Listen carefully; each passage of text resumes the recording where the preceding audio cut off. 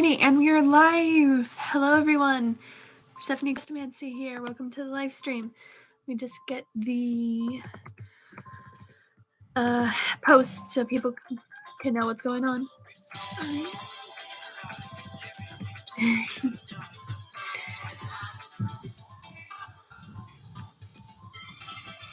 a very special day today, and well, I kind of wanted to spend it with you guys.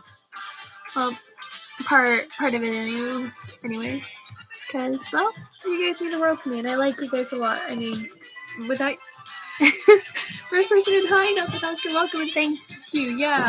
So as not the doctor has just said, it is my birthday today. Hi, Hayden. Welcome. But yeah, on precisely March 2nd of the year 2000, I came into the world with a scream of rage. A barbaric yawp, if you will. No joke. My parents said that I sounded like an angry wildcat cub when I was being born. Just full of rage in a very small body. But yeah, I'm officially 23 years old now. And I still can't believe that I've been around this long. It is bonkers. But yeah, today is just kind of a goofy, fun live stream. I might tell a story, I might not, I don't know. But yeah, feel free to ask questions. This live stream is basically Q&A, hijinks, comments, and again, I might even read a story. I might drop some art with you guys, who knows. But yeah.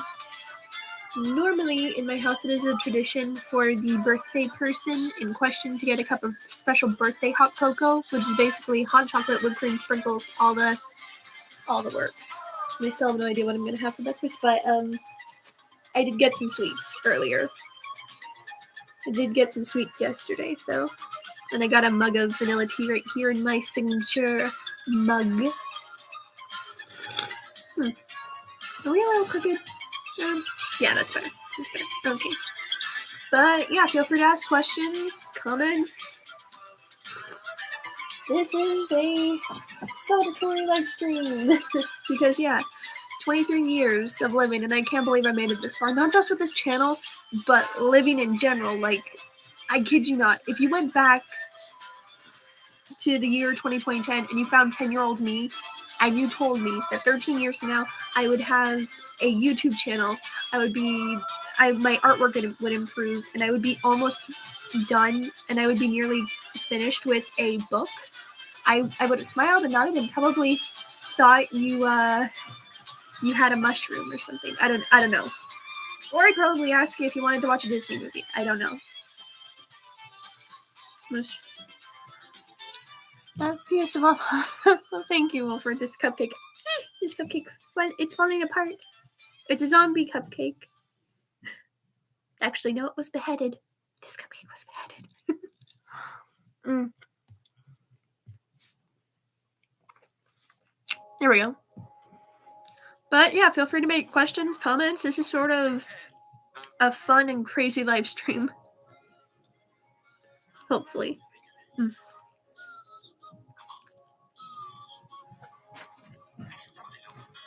Now, when it comes to sweets, I like all sorts of sugar. Very Queen of Hearts of you. Not really. Come on. I'm a lot more nicer than the Queen of Hearts. The Queen of Hearts has a thing for beheading people. I don't behead. I just think. And as a writer, I know a lot of things, so I know a lot of ways to creatively execute someone. On paper, of course. Because the only type of murder that is legal is if you're writing it in a story. Fiction, obviously. I don't want anyone to get the wrong idea. I don't condone murder. No. Unless it's a group of crows, then it's okay. Because a group of crows is called a murder. There's a lot of different names for groups of animals. Like a group of bats is called a cloud or a cauldron. What about airsoft? I don't know what that is. Wolf, I'm sorry. But yeah, I've already gotten some goodies already. Like yesterday, I was watching Perfect Blue with my brother, which if you guys haven't seen Perfect Blue, I highly recommend it. If you are not 18 or older, then I don't recommend you watch Perfect Blue because it is not for children. It is really not for children. But yeah, yesterday I am watching Perfect Blue with my friend, and she got me a sketchbook. which, considering all the ASMR I make for you guys, I do need the sketchbooks. So yeah, I made sure to thank her, obviously. But yeah, I got a sketchbook from her. And today, before my little brother went to school, or maybe my mom's driving him already, I don't know, but my little brother got me one of these! A giant strawberry Pocky! Oh my goodness! This makes me really happy, though, because I love all sorts of sweets and candies and stuff, but my favorite fruit out of all the fruits in the entire world, I love strawberries. And I have my mom to thank for that, because apparently when she was pregnant with me, she craved strawberries. Like, my dad went out in a blizzard to get her a strawberry sundae, because my mom just craves strawberries with me. So yeah, I really like strawberries. There's a reason why, I believe their name is Ari Studios, but there's a reason why they call me the Strawberry Queen. It's another memory from my ex, but you know what? I am the Strawberry Queen, and that is that. And I am the only Strawberry Queen. So there. I don't know. What the? Laptop. Behave. There we go. More music. More music and happiness. But yeah, I don't know what Airsoft is. Well, I'm terribly sorry. And now I have been getting some books recently. I actually got quite a few books in the mail today because I kind of ordered them. For example, I got this book on superstitions, which, the history of common folk belief. So basically superstitions. And I love the way this book is designed. It's like, on this side, you have good luck. On the other side, you got bad luck. The title literally is, and hail the Strawberry Queen. Yes. Oh my gosh, that was perfect over. Oh my gosh. It's like you got the Pumpkin King and you got the Strawberry Queen. Yeah, but yeah, the book is, and I quote, Superstition, White Rabbits and Black Cats, The History of Common Folk Belief by Sally Coulthard, illustrated by K.J. Mountford. And again, I love the artwork on both sides. It's just so cool looking. It's like you got good luck, and you flip it over, bad luck. And then in the middle, where the pages meet and both sides end, you got this beautiful artwork. Like, oh my goodness. Like, I don't know. I just love the artwork. Now, given high belief, I know the truth, but mostly when it comes to superstitions, you kind of take it with a grain of salt. And besides, I'm a writer. I need to know lots of things. So, you know. And that's not the only book I got. One of the books that I also got, it is on this shelf right here, the tall one, with the mug on it and everything, was I also got a book that I remembered from my 3rd grade. I am, of course, referring to Antarctic Antics, a book of penguin poems written by Judy Sierra, illustrated by Jose Arrego and Ariane Dewey. I remember this book from 3rd grade because my 3rd grade teacher read it to us, and she also got the movie, because they made a little film adaptation, which is basically animated in the same art style, and it's basically a musical number consisting of all the poems. Crazy Anime Gamer? Why'd you retract your message, Crazy Anime Gamer? Like, unless it's offensive, but I doubt it is. Like, none of you are you guys are all really good, so. Oh, happy birthday! Thank you, Crazy Anime Gamer. Hi, but yeah. Now, this one is a little different from the one I remembered in 3rd grade, because the one I remember from 3rd grade and in the film, they're all black rather than kind of gray. But, like, this one they're more closely colored to actual emperor penguins. But yeah, I remember this from my childhood. I still haven't found the movie yet, but I'm working on it. So far, I've found the movie, but it has a collection of other DVDs, and I just want the movie by itself. But yeah, I love the art style. It's very wholesome. And yeah, I have this, and hopefully I can get the movie. That way, if I ever have kids, they can learn all about penguins. I think I remember this. Yeah, the predator riddles. Well, it's black and white and mean all over, a mighty swimmer and a restless rover. He looks like a fish from head to tail, but he isn't a fish. He's a... Let me just turn the page. He's a killer whale. The gray of the sea hides the gray of her fur as she waits in the waves for a penguin to stir. But this isn't our friend, no, she's waiting to steal one of us for her supper. She's a cruel leopard seal. As a little kid, I was frightened of leopard seals, but now I'm just like, wow, these creatures are so cool. They're intimidating, but they're cool.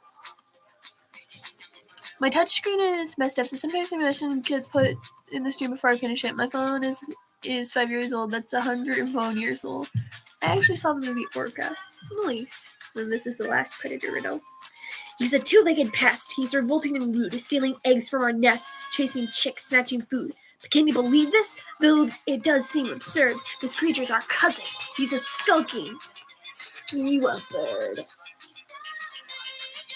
I love the art style. And at one point I did try drawing skewer harpies at one point. Actually, I think I did draw them in one of the art challenges that I did 2 months ago, which still just kind of blows my mind away. But yeah, another book I got was The Happy Prince by Oscar Wilde, which Oscar Wilde is the author of the book Portrait of Dorian, A Picture of Dorian Gray.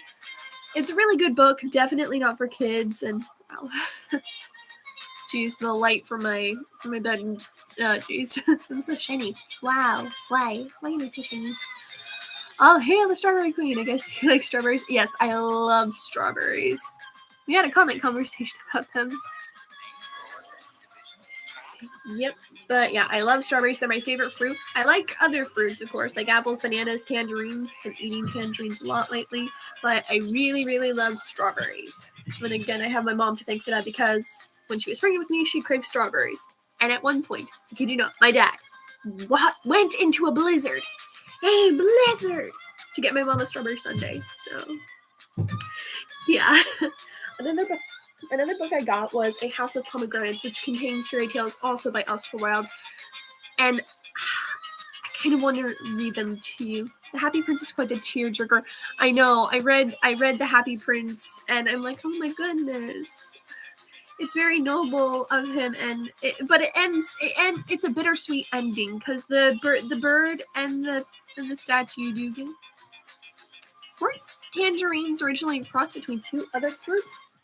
Don't know. Let me look this up. Let me just look this up. Were tangerines a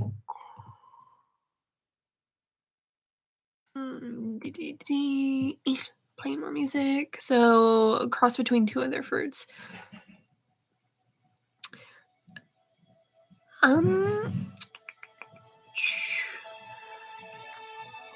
Let's see. Here's what I got. The orange is known as one of the most perfect foods, and the tangerine, which is a hybrid of the mandarin family of oranges, is one of nature's juiciest, most sweet-tasting delicacies. Like, I know one fruit that's sort of a hybrid, and that's nectarines, which are a cross between a plum and a peach, and they're really good. They used to be called mandarin oranges. I might be thinking of a different fruit, can't remember. Maybe crazy anime gamer, but I do know that nectarines are basically the hybrid of a peach and a plum. Really yummy, super yummy. Like, I remember having a phase as a little kid where I just wanted nothing but nectarines. Like, we get lots of cravings. And speaking of cravings, another thing I mentioned before that I love all sorts of sweets, but I also love dark chocolate. And one of my favorite forms of dark chocolate, aside from Dove squares with the little chocolate fortunes on them, I love those. But aside from that, I really love Brookside's dark chocolate. I believe that they were first hybridized in China. Maybe. That would explain the name Mandarin Orange. I don't know. But yeah. I really love Brookside's dark chocolate. For those of you who don't know, they are really good chocolate. I like them, at least. They're basically a fruity gummy center wrapped in dark chocolate, and oh, they're so good. I've had quite a few of the flavors. I've had acai and blueberry, which is really yummy. I've had the pomegranate ones, which I love. Pomegranate is super yummy. But then there were some flavors. And then I've had their Merlot ones, which are basically Merlot grapes, which are used for wine, which those were really good. And I looked up the brand on Amazon, and I found some flavors that I'm notorious for having what I like to call half a memory. I can remember things, but I usually can't recall everything about said things. That is very interesting, but I get it. Crazy anime gamer. Head pat, head pat, head pat. I love chocolate-covered gummy orange sticks. That's kind of what the Birthdays are, except they're little spheres. But yeah, I looked up different flavors, and it turns out there were more flavors than just the Merlot, acai, and blueberry, and pomegranate. They have blood orange and peach, raspberry and goja, and strawberry and passion fruit. Now, I love strawberries, and I also love passion fruit. Like, every time I go to Dutch Bros, when I'm able to, I like getting a strawberry passion fruit smoothie with lots of whipped cream. It's just super yummy. So I'm like, okay, I'll try these because they're probably going to be good because I love strawberries and I love passion fruit. Here's the thing. Here is the kicker. Let's get to this one first. Now, here's the thing. I ordered the bag of strawberry passion fruit Brookside off of Amazon. When it came in the mail, anyone ever had those pretzel stick dip things that come with both cheese and chocolate dip? I've never had that, but that does sound good. I normally just eat my pretzel sticks straight. They're good. But yeah, when I ordered the bag of Brookside strawberry passion fruit, I thought it was going to be small. Like the kind of, like about this big, the kind of bags that I get at my grocery store, because we only got pomegranate and blueberry acai. I thought it was going to be a small bag. And then the package came. It's huge! It's so freaking big! Like, seriously, I thought it was going to be a small bag, but this is massive! And this is the first time I've had these, so I figured I'd want to try them on live stream with you guys. Well, you know what I mean. Fondue? Fondue is good. I've had fondue before. It's very yummy. Wow, yeah, I know, Crazy Gamer. It's like, that is not a small bag, but I am happy! I am happy regardless!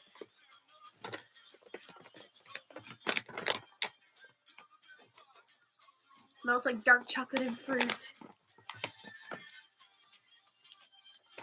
So yeah, this will be my first time trying these. Okay, here we go. Now I know people like eating things a certain way. I like letting the chocolate melt on my tongue, and then I like sort of sucking on the little fruit part until it dissolves. That's how I like to eat them. Alrighty. Dark chocolate's starting to melt. I've had Brookside, kind of bittersweet. They're yummy. Fondue is essentially it's basically a dish. It can be melted cheese or melted chocolate. And basically, you take your foods and you dip it into it. That's essentially fondue. That is what fondue is. It's usually cheese.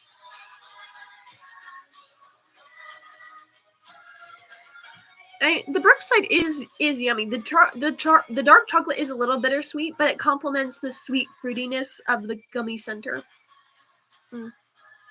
Almost at the fruity center, guys.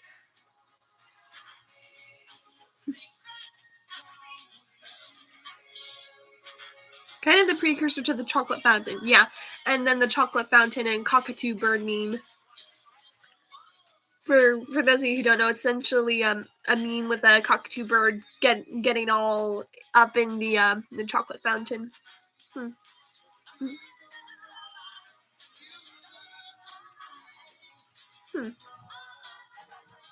No, I'm at the gummy.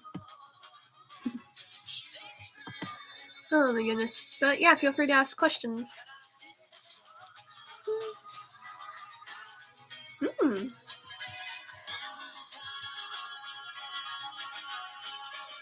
I was right. I do like these. I like them a lot, Sam I am. Speaking of, today is also Dr. Seuss Day. For those of you who don't know.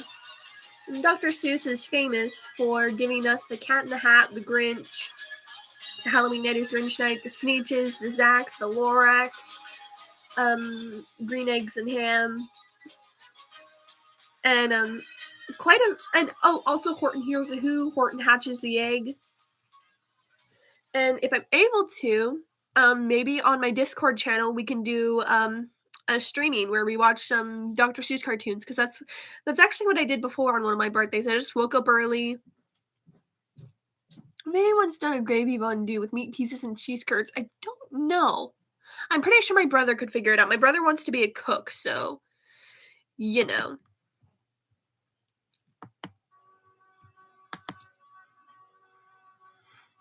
Oh, there's a restaurant where I live that serves fondue foods. You dip multiple foods in multiple different sauces. It's ridiculously expensive. It's $100 for 3 people. So I didn't know it was fondue. Well, now you know, and yeah, that does sound pretty pricey, but worth it. Like, you definitely get bang for your buck. It kind of makes me think of Ami's, which Ami's is a sushi joint that I love going to because I also love sushi.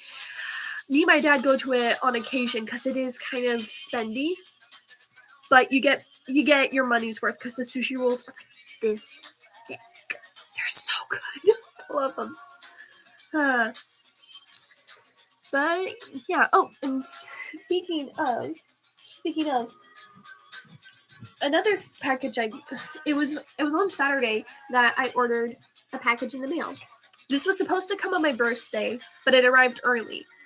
And out of curiosity, I opened it. But when I realized what it was, I immediately taped it back together, and then I forgot about it. Because I wanted to have something to unwrap on stream with you guys, so I just promptly erased it from my mind. So I forgot what was in here. But alrighty. Let's see what is in this box. Oh. My black flashlights! My black lights! They fell! Oh no! Oh, sorry. I've made plenty of all you can eat with fame just about their offers. Oh my gosh, Wolfer, are you like Scooby-Doo? Oh, Mirror Mask! Creators of the bestseller Wolves in the Walls, the novelization of the book. Yay! Oh my goodness.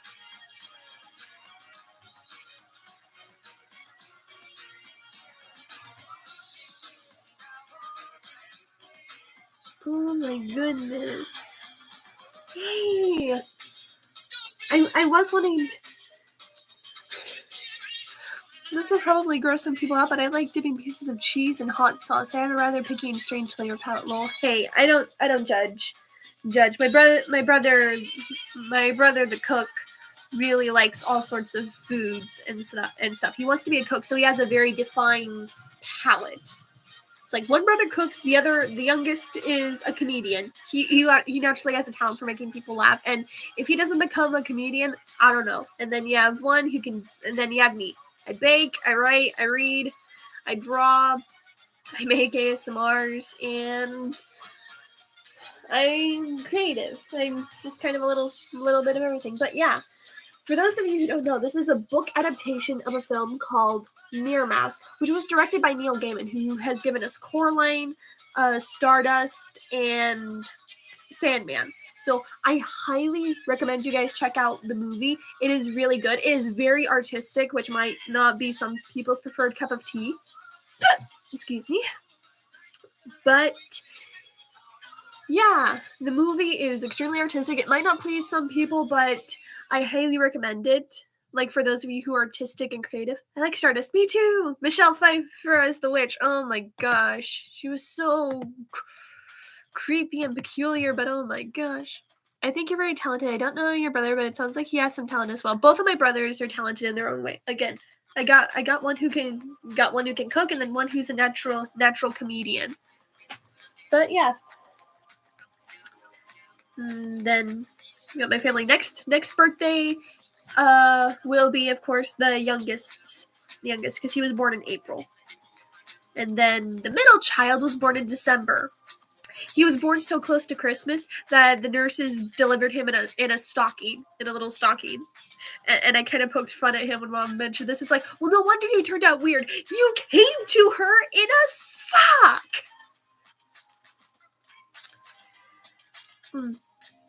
Red velvet.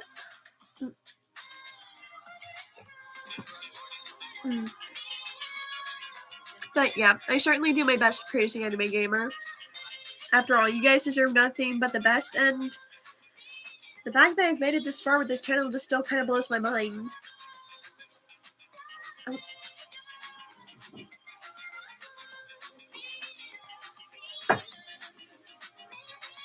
Now, something I forgot to mention earlier was, I know usually on my birthday I will upload an ASMR.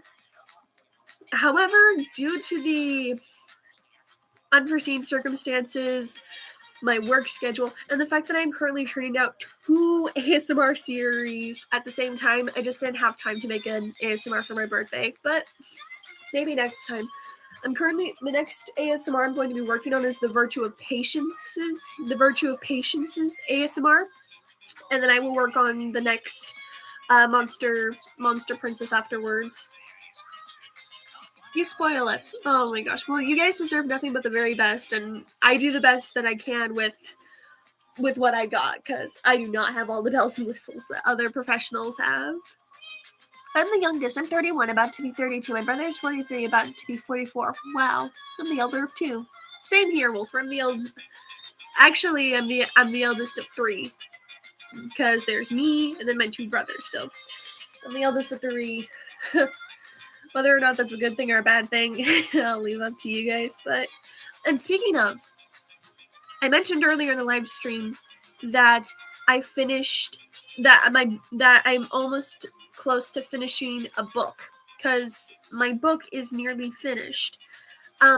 So you guys all know about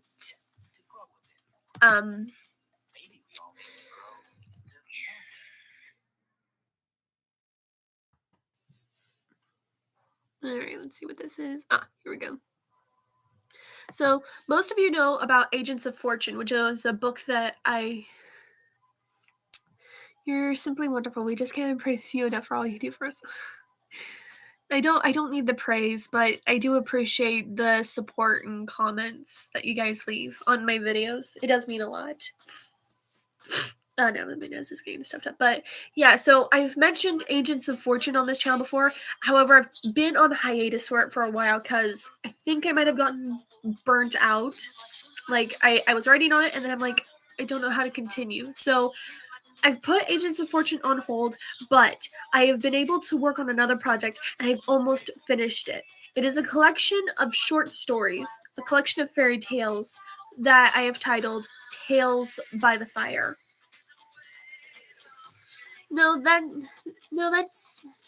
It's not that it's any of my business, but since you do ASMR, have you ever thought about doing pro VA work? I imagine it's hard to make a living doing YouTube. Well, you are right, Crazy Anime Gamer, but here's the thing. I don't make money off of this channel. You only start...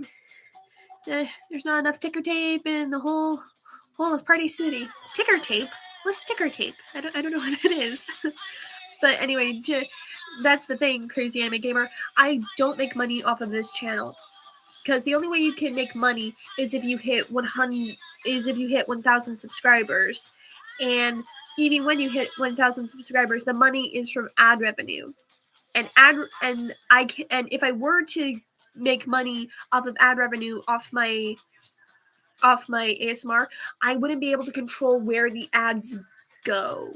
So, and my ex pointed out that it would ruin the immersion. So what my ex did was, he has a PayPal account. If I were to try and make a living off of ASMR, I would probably do the same thing.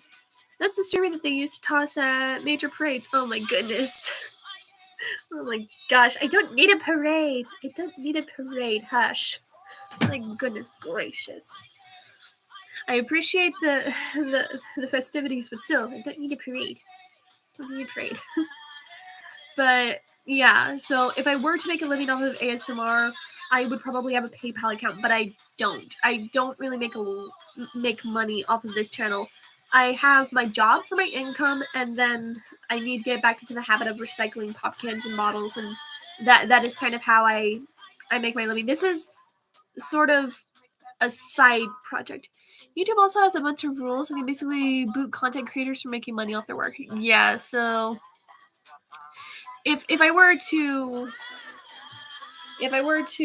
try and make money from this, I would probably have a PayPal account, and it's like, hey, if you want a special, like a specially tailored video, then then it would cost you something. Like if the video is 10 minutes or more, it would probably be like $10.50. And if it's short, if it's like under 10 minutes, if it's 10 minutes or less, then it'd be like $7. I don't know about the prices. I'd want them to be reasonable, because I mean, I know a lot of people. Essentially, what I'm trying to say is, if I had a PayPal account and you guys wanted me to make a video, I would want the prices to not cost an arm and a leg, but also not basically be the equivalence of throwing me a few cents. I'd want them to be fair on both sides. That's what I try to do anyway. Happy birthday! That was my dad. Oh my gosh. That was my dad opening the door. Oh my gosh. Ah, jeez. The Banshee Prozac laugh. No. YouTube offers a fustian bargain. I know a lot of VAs that got demonetized unfairly. Yeah. But doing professional voice actress work, I would be down for doing that. I mean, I've starred in one play when I was a kid. It was a Christmas play. It was basically the Nativity, and I played Rachel. My dad was the innkeeper. Personally, I really appreciate your hard work. I've always loved mythology, so learning about multiple different types of monsters and cryptids on your channel is really cool. Well, again, variety is the spice of life, and I want to try and, do lots of different things. One of my brothers, in fact, suggested, it's like, hey, Persephone, comic dubs. And I was like, what? Comic dubs? What? He's like, you should do comic dubs. I'm like, why? Comic dubs. It's like, variety. Which, that is my motto. Variety is the spice of life. So,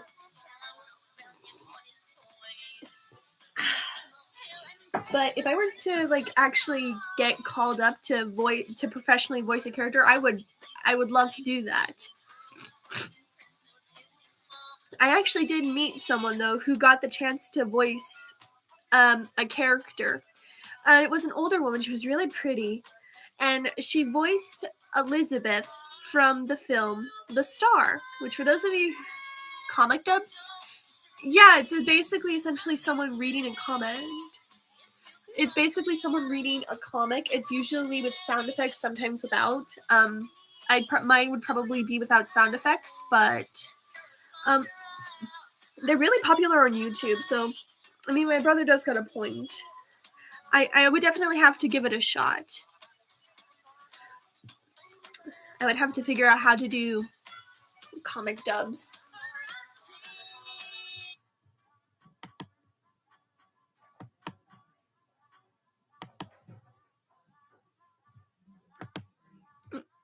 This is a good one. I still remember the hashtag you came up with. Hashtag all monsters are valid. Yeah. That hashtag stemmed from the fact that everyone was talking about certain monsters, like vampires, witches, werewolves, demons, and stuff like that. And ASMR artists were doing these monsters. Happy birthday! Hi, Ari Audios. Hi, welcome, Duke of Lemons. It's nice to see you. Sorry, I'm not at school right now. It's okay, but if you're at school, then I don't want you getting in trouble, dear. So, but yeah, 23 years of living, but yeah, the all monsters are valid. Everyone's talking about these monsters, so I thought, well, what about these monsters? These monsters are wonderful. Now I'll be fine during this class. Well, yeah, well, still, I don't want you getting in trouble, so be careful. Still, but yeah, if someone asked me to do professional voice actress work, I would love to do it. I would love to voice a character in a 2D animated film. That would be interesting. Oh, that reminds me of this thing I had as a little kid. It was a machine that had tape recordings of books that would read aloud to you. That was really cool for 4 or 5-year-old me. Lol. Nice. I think we had something like that in the library when I was in 3rd grade. It was very interesting. My guys are starting to get stuffed up. Not again. Teddy Ruxpin! Teddy Ruxpin? Who's that? What you plan on doing for your birthday? Well, I'm doing this live stream, and maybe if you guys are interested, we can go to my Discord channel, and we could do a streaming where we watch a bunch of Dr. Seuss cartoons, because I like Dr. Seuss. I grew up on Dr. Seuss. They're very wholesome. I really like the Smooches, the star-bellied Smooches. Happy birthday! Hi, Bracing Star Gaming. Welcome. Hi. Welcome to the live stream. It is very crazy here. Oh, speaking of, I actually got some chocolate. Oh, gee, yes, sounds like a great birthday idea. Yeah, and then afternoon, my mom and my aunt are treating me to a special birthday lunch, and I got some presents. I got a few presents. So yesterday, one of my friends came over, and she got me a sketchbook. Which, considering how many ASMRs I make for you guys, the sketchbooks are amazing. Teddy Ruxpin was a teddy bear that played story cassettes that you read along. Huh. Interesting. That you read along with. Huh. That is very interesting. I've never heard of that. Oh, hi.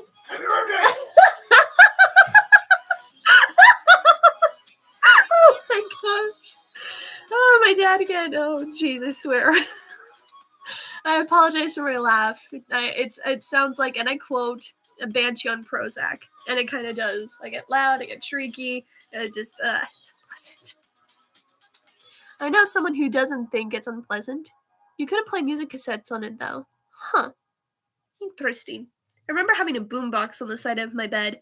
Your laugh is beautiful, no need to worry. Oh, sweetheart, Duke of Lemons. I have a banshee on Prozac laugh. I remember Teddy Ruxpin. I never had one. Neither have I. I do got a few bears on my bed. I got this panda bear. Got a panda, and then I got a teddy bear. Oh, let me turn on some more music. I'm terribly sorry.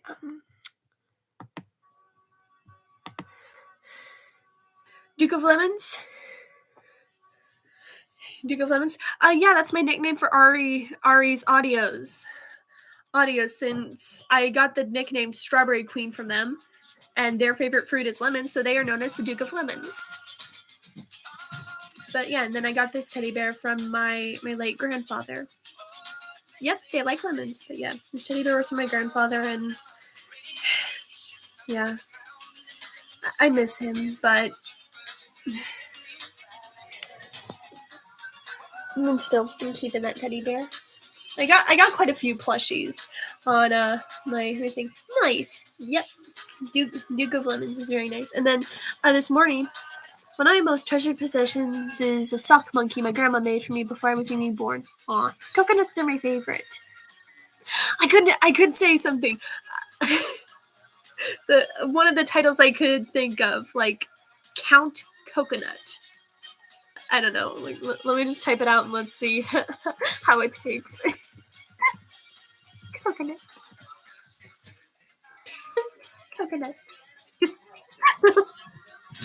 Oh my goodness. And then this morning my brother got me a massive thing of strawberry Pocky. I love Pocky. Countess / Count Coconut. Wolfer is a boy, Ari, so it would be Count Coconut. If he had a sister and a sister liked coconuts, then there would be a Countess Coconuts. And then, well... okay. Yep.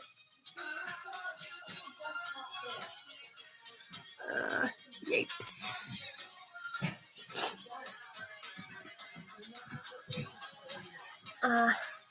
Love coconut milk. Don't like actual coconut flavor. I'm kind of the same. Pocky is awesome, yeah. I like chocolate. I like strawberry. I like strawberry, yes. Alright, let's see. The Forest of Lebanon. I need to write this down. I got this when I was in Florence. I like apples.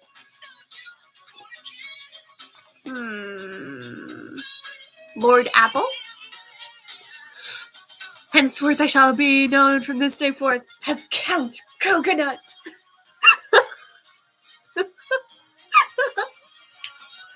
Pocky? That's a food or something, right? Yep, it's a little Japanese candy. It's basically a little biscuit stick dipped in, like, flavoring. And a famous thing is called the Pocky game, where essentially one person has one end of Pocky in their mouth and another person has the other, and they bite until they kiss. I want to do that. I'm single, though, so it is what it is. But yeah, I got this up when I was up in Florence last year with my family. We were vacationing. Whoa, Lord Apple. Sounds good to me. It is. So... Oh yeah, I didn't finish this page. Woofer the Supreme Coconut Lord! Yes. The Pocky game sounds fun. It is. It's very romantic. Alrighty.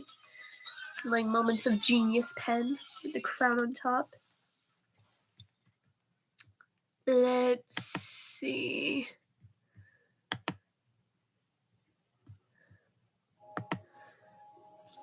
There we go.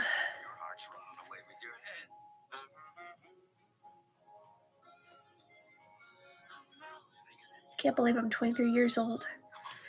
And then I need to blow my nose because my nose is running. However, I had a bit of an inspiration written on this napkin, so just gotta transfer it. Then I can toss the napkin. Archduke Apple for Brace. I think we already went with Lord Apple. Try coconut milk, so creamy and sweet. Archduke? Give me a sec. Let me look up the definition of an archduke.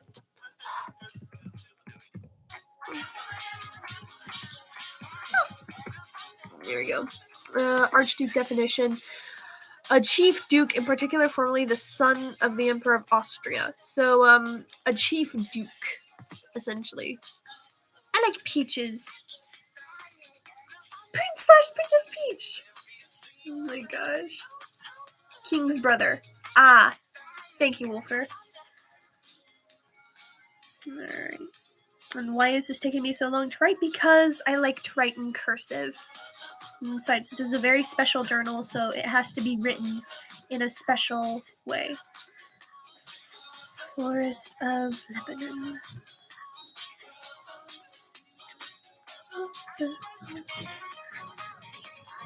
Oh, that sounds like one of my cats. There we go. Calligraphy?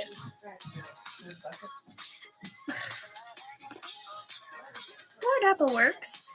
Yeah. I'm not well versed in calligraphy, but this is essentially a sneak peek of my journal. This is basically where I write story ideas. But yeah, I write in cursive. When I was a kid in 3rd grade, my teacher had these little workbooks where we had to trace cursive letters. And as a little kid in 3rd grade, tracing cursive made my hand hurt. And all the while I'm doing this, I'm like, I hate cursive, I'll never use cursive when I'm older, I'll never use cursive. High school rolls around. And my teacher gives... So cool, so do I, writing cursive, I mean. Yeah, but high school rolls around and my teacher's like, here's a guide for cursive, I'd kind of like you to use cursive more. And then I just write my name in cursive, my real name, since Persephone is kind of a stage name. But when I'm able to get my book published, Tales by the Fire, if you guys manage to get a copy of the book, you will find out my real name. Though on livestream, I'd prefer if you just call me Persephone, because that's kind of my name here. Here. There we go. Princess Peach. Mario, just permakill Bowser already so I can stop getting kidnapped, Mario. Why didn't you learn to escape or run away properly?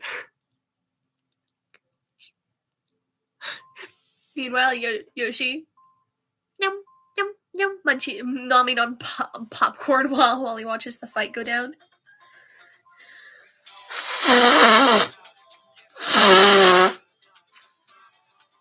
Others I came up with King Kiwi, Banana Bear, and Grand Grape. You're forgetting the most important one, though. The Pomegranate Prince. The Pomegranate Prince. I have to type this.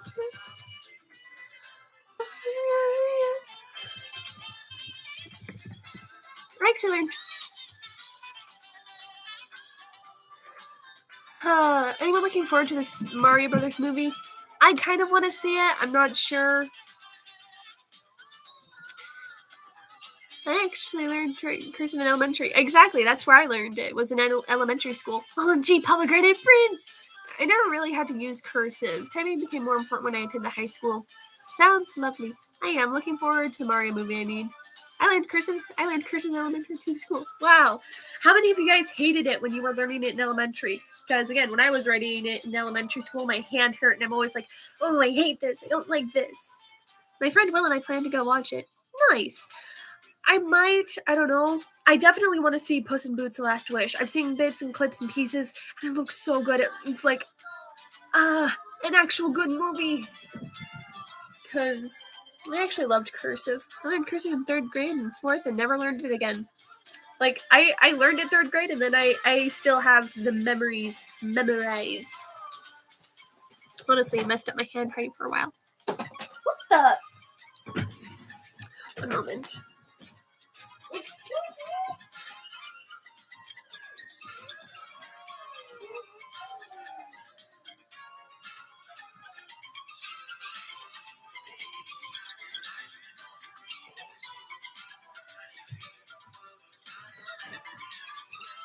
That was Cosmic, my cat. The Puss in Boots movie is amazing. You'll love it. I honestly already do, just from all the clips and pieces I've seen. It just looks so good, and because I really love fantasy, but I love films that just tell a story. And if I don't know what's gonna happen, but if someone wants to adapt any of the stories into a movie, or if they want to adapt it into a show, I want to make sure that they don't try and twist it and alter. It's like they're just stories, a form of escapism.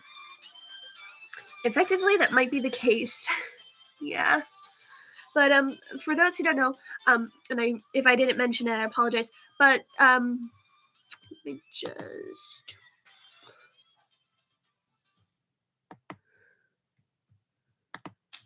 Here we go. I have to leave my next class soon. I'll be heading out. Again, happy birthday, Your Majesty. Have an amazing day. Thank you. You too. I hope you have a very good day, Duke of Lemons. But yeah, the book Tales by the Fire is basically 8 short stories, 8 fairy tales. 2 of them are adaptations, and then the remaining 6 are all original fairy tales that I came up with for my head. The 8th fairy tale is almost done, and soon I will be able to begin the grueling process of editing. But if I can get this published, it would be amazing. Farewell, Your Grace. Indeed. This is a very random live stream, but I'm glad I'm able to celebrate my birthday with you guys. You guys are amazing. And again, I wouldn't be here if it wasn't for you guys. Sure, my ex might have encouraged me to start. I gotta go too. It was nice joining your stream. Ciao. Ciao, Racing Star Gaming. Have a good day. Thank you.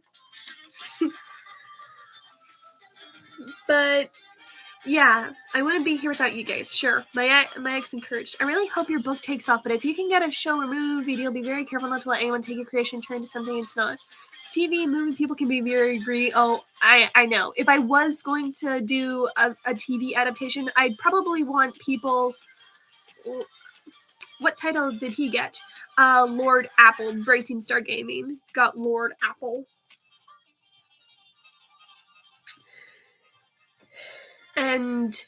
But yeah, I'd probably choose indie animators. I'd want the film to be done in a 2D art style.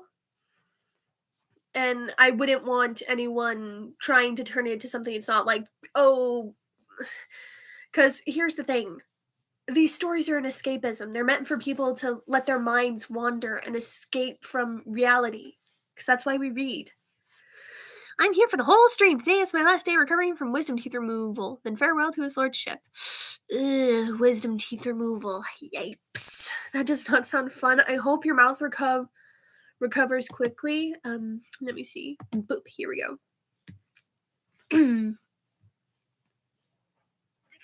There we go. Hopefully, I've had 2 teeth removed from my mouth. And hopefully that'll be enough, because I don't want to lose any more teeth. But yeah, hopefully your mouth heals quick. Sorry, I'm gonna itch. Itch on my leg. Have you guys ever heard? But yeah, I've only had 2 teeth removed. I've had one removed from here on my upper jaw, and then I had one removed here. Right here. And the thing is, I don't have an adult tooth under there, so I'm going to have that gap for the rest of my life. I don't know why. The dentist just looked into my mouth and was like, oh, hey, you don't have an adult tooth underneath there. It wasn't that bad for me. Like, they numbed me up, but yeah. When you get your teeth removed, like, you can't have hot food. You have to have soft food, and you're not allowed to suck from a straw or spit because the blood clot in the wound. Yeah. I tried chewing some food this morning, but it hurt too much. I had all 4 wisdom teeth removed. Wisdom teeth problems are common on my mom's side. Yikes. On my dad's side, the genetics are stacked against me and my brothers to where we can get diabetes.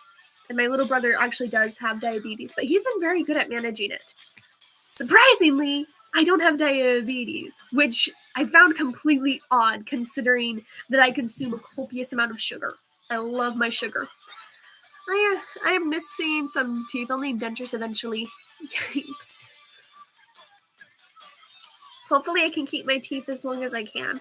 I've been a lot better at brushing them. Oh, I got a bunch of messages.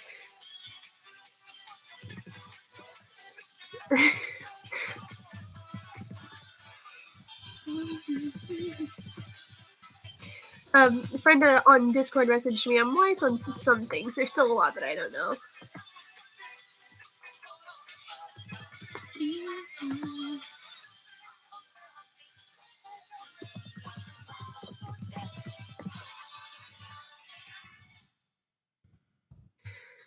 Quarter life crisis? What the heck is that? Happy birthday, steer clear of a quarter life crisis. What is quarter life crisis? I don't know what that means. Diabetes? Hey, me too! Yay! Let's see. Oh, wait a minute. I know what. Stork on the Ritz.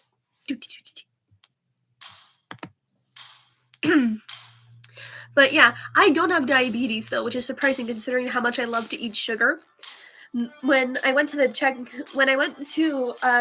checkup before the last one, my doctor did a blood test on me, and it's like, oh yeah, you're completely good. You're just lacking vitamin D. I'm like, seriously? No diabetes or nothing? They're like, no, you're completely good. Just a lack of vitamin D. So, yeah, that honestly surprised me. Just like I'm surprised with how far I've made it in life. Because, like, yeah, it's bonkers. Absolutely and totally bonkers. Actually, since I'm here, I have a question for you guys.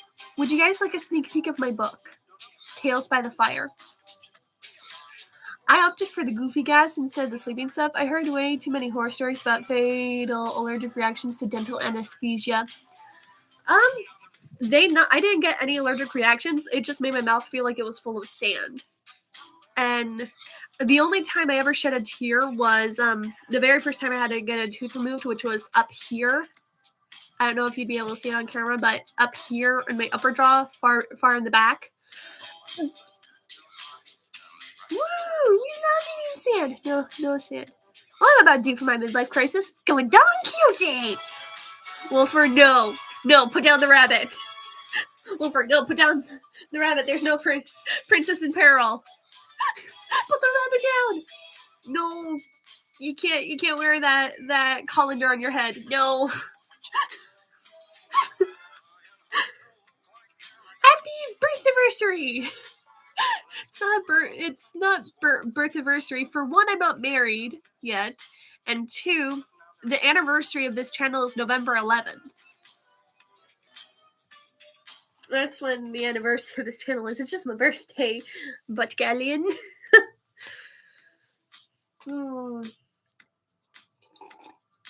But thank you, though.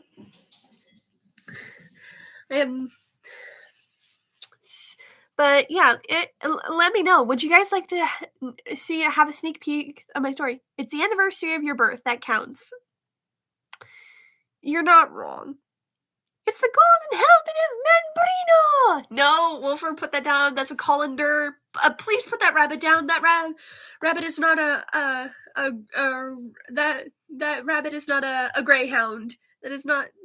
Please put the rabbit down. Oh my goodness. Let's see. Oh. We'd love to. Alrighty, so Life Crisis. Only give a sneak peek of your book if you're okay with doing it. I'm okay with doing it, but I want to know what you guys think. I've put quite a few polls on this channel because I like knowing your opinions. He's my trusty steed! No! Wolfer, please put the rabbit down. That rabbit is too small. You will crush it with your body weight.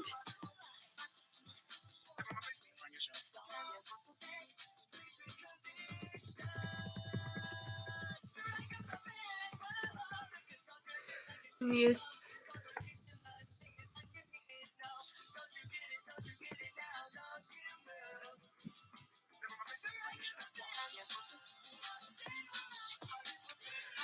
But yeah, please don't ride the rabbit. You'll crush it with your body weight. Oh my goodness. But yeah, I like knowing what you guys think. So I'm going to read to you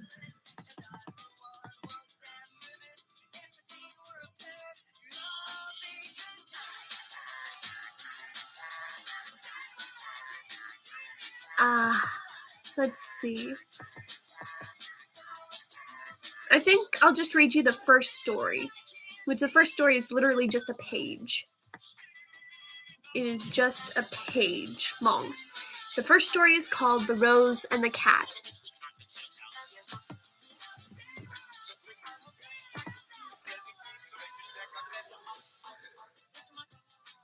Better leave it like that.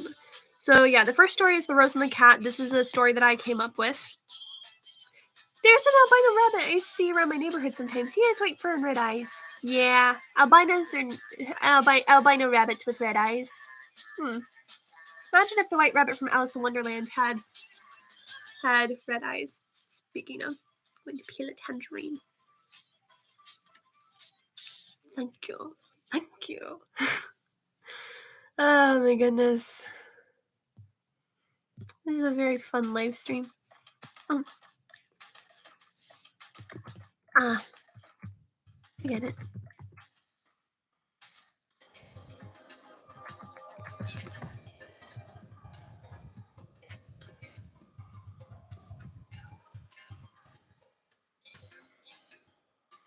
Yeah, I'm gonna peel a tangerine real quick. I've been craving them a lot lately. And sometimes, if I'm clever about it, and well, if I'm clever and I do it carefully, I can get the peel off in one go. Let's see if I can do it on live stream.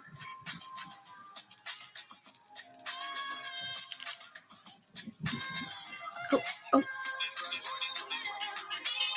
Nice! I got it off in one piece. Nice. I'm an expert. That was actually from the Rankin Bass, the Easter Bunny's Coming to Town. It's like, if you're a real expert, you can get the eggshell off in one go. Let me just trying to split it open without getting juice all over my fingers. But yeah, feel free to ask questions. It's one of the reasons why the live stream's here. And then once I get the tangerine open, I will read to you the first story of my book, which is called The Rose and the Cat. Here we go.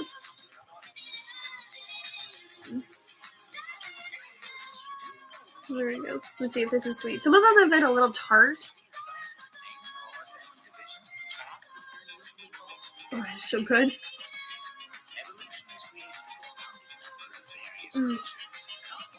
Ah.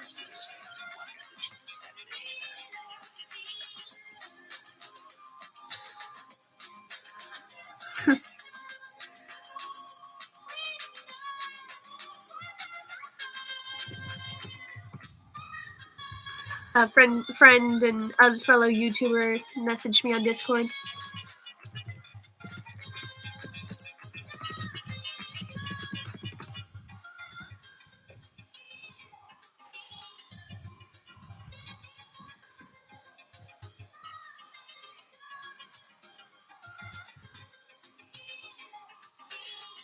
Yeah, the first story is just one page. It is the story of the rose and the cat. I've said that at least times already, but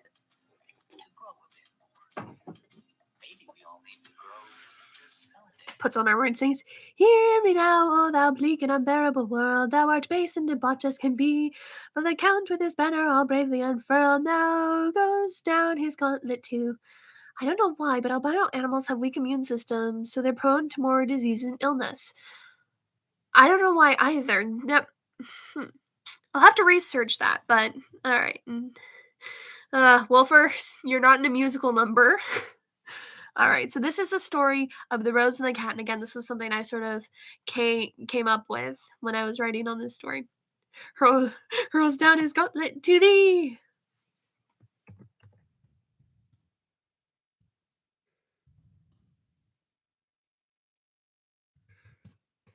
Why, Wolfer? Why you like this? Alright, so this is the story of the rose and the cat. This was written by me. Keep in mind, this is all unedited, so. The Rose and the Cat. In a house in the countryside there lived a cat, a common tabby-coated cat, who would curl up by the fireplace and purr, or amuse themselves by hunting for mice in the barn. In a corner of the house was a quaint little garden, with herbs, fruits, and flowers growing within its portion of land. A pretty rose grew in this garden, with satin scarlet petals and the loveliest of perfume. The two of them enjoyed one another's company, and would often get into philosophical talks whenever the cat visited the rose. "Honestly, you are so lucky," the rose sighed as she smoothed out her petals. "You can come and go as you like, traveling as you please. I am stuck within the confines of the ground. I can scarcely move." At her words, the cat chuckled. "Oh, on the contrary, my friend, you're the lucky one. You are tended to and fed. No one feeds me. I must hunt for my meals." "Ah, but you are luckier than I," replied the rose, "for you can find shelter in the cottage. I have no shelter from the rain or cold winter breezes." With a shake of his head, the cat yawned. "You are the lucky one, for I may not survive my travels. Here in the garden you are safe and protected. Your life is much better than mine. I'd trade lives with you if I could." "Oh, no, dear cat, you are much luckier than I," retorted the rose. "I'd trade lives with you in such a heartbeat." Oh, in a heartbeat. Soon philosophical talk turned to arguing, with the rose shouting in a thorny voice, and the cat yowled most horribly. The cat even threatened to stomp on the rose to shut her up, and the rose shrieked that she would scratch out the cat's eyes with her thorns. Thus the two of them parted ways, with the cat leaving the house, and the rose turned her face to the well. They never saw each other again, and they still think that the other is luckier. And that is the first story of my book, Tales by the Fire. Again, there are 8 stories in total, with 2 of them being adaptations. Good luck with finding the adaptations once the book comes out. So that was a song edit. Being a queen, I would give you a glove to keep. Oh my gosh, it's just a random title. I'm not actually a queen. If anything, I'm the weird storyteller that royalties would probably keep as a pet. Drop it in to say happy birthday. Of all the times I've asked why. I know, curses. Icon38, welcome. Thank you. Hi. Gauntlets were hurled as challenges to enemies. The song was saying that he was challenging the world. Oh my goodness. Still though, I'm not a queen. If anything, I'm like the storyteller that royalty would keep as a pet. It's like, here's some money, here's some food, tell us some stories. Okay. That's it. I don't know. Actually reminds me of a thing I found on Pinterest where it's like rich people apparently adopting artists like pets. It's like, hey, do you have this portrait of my enemy kissing my feet? It's like, no, but I made a helicopter. Yeah. Oh, cool. They don't have a helicopter. Continue on as you were.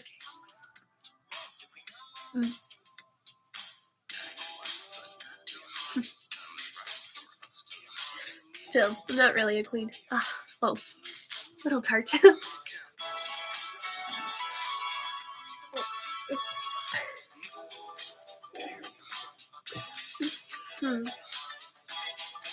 But yeah, that was the first story in my book, The Rose and the Cat. What did you guys think? I know it's a short story, it's just a page, but I wanted to challenge myself to write one story on a page. Just a single page with one story.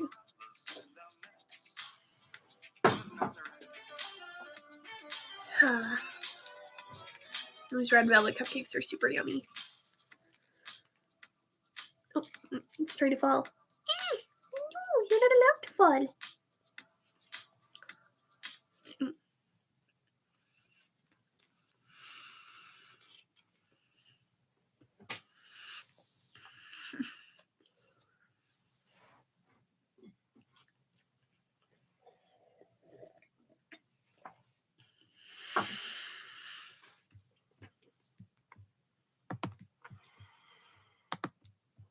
Okay.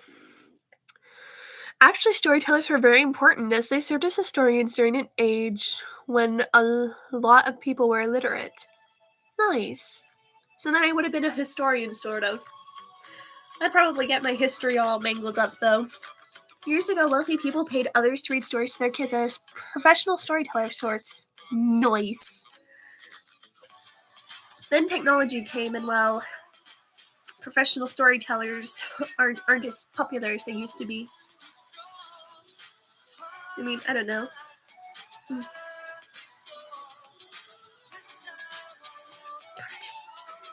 Really tart.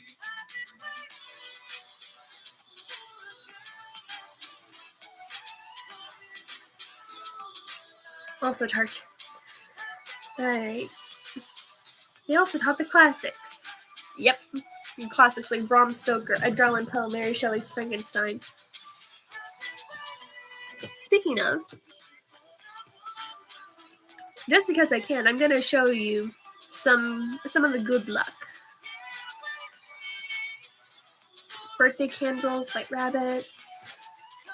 There's one in particular that I'm looking for.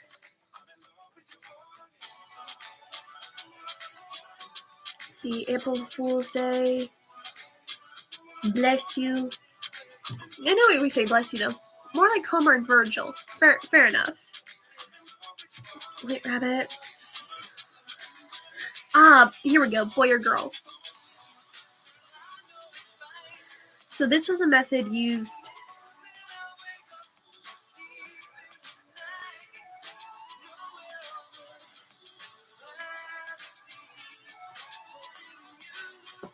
So let's see. I'm going to be reading a little bit of this to you guys. This is a superstition that I found to be very fascinating.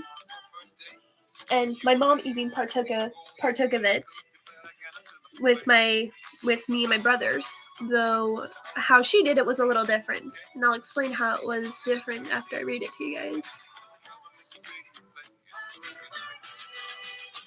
This is a tinted shimmering lip balm.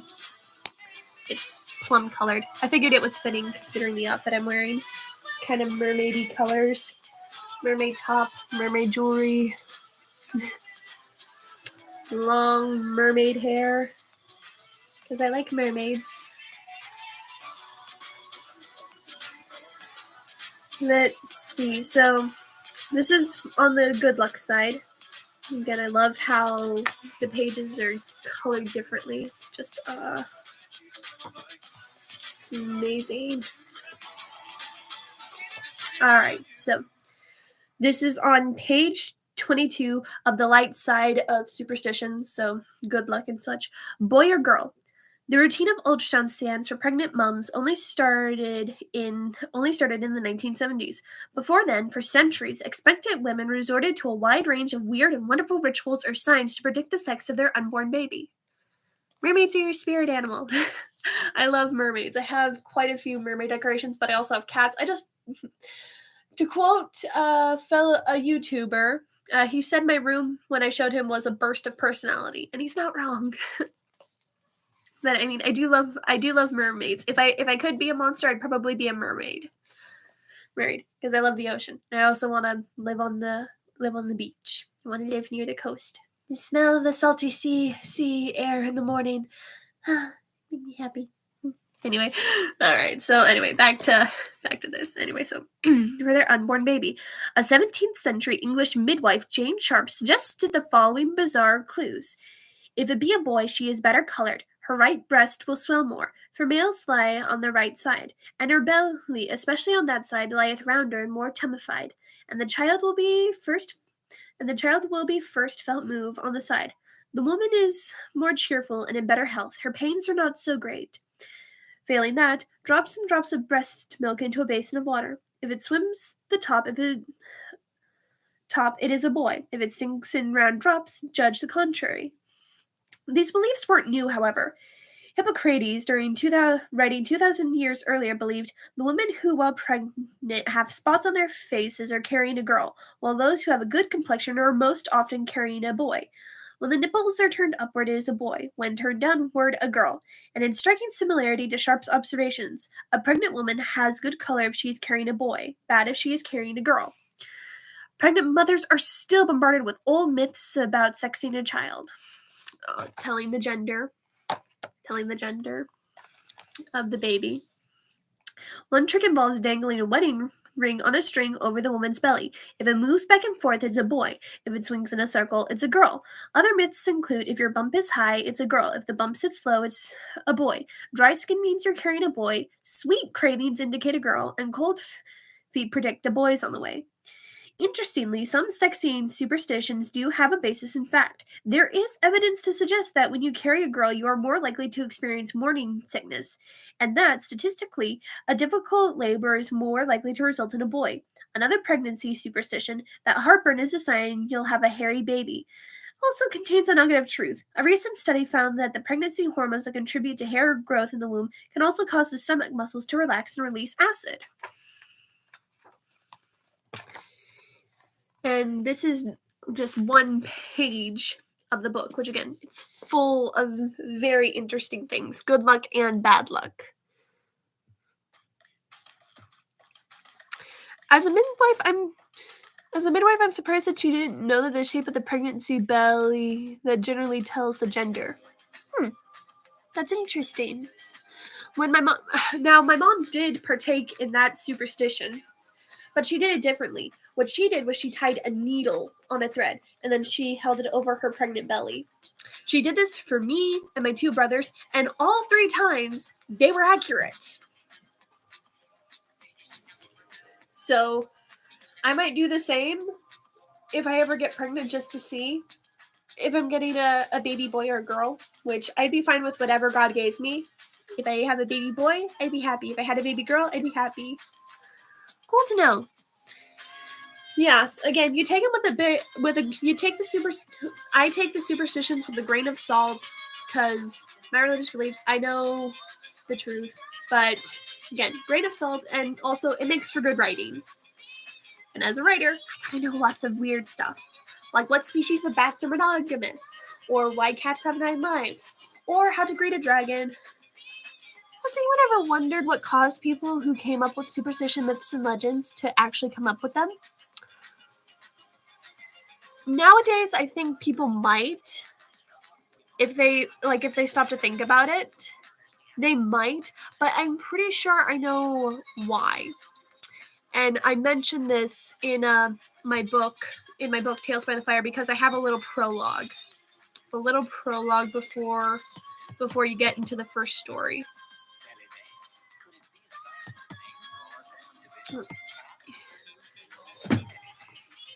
Which is this. I've always thought that John Hurt, the narrator and Jim Henson's The Storyteller, said it best. When people told themselves their past with stories, explained their presence with stories, foretold the future with stories, the best place by the fire was kept for the storyteller.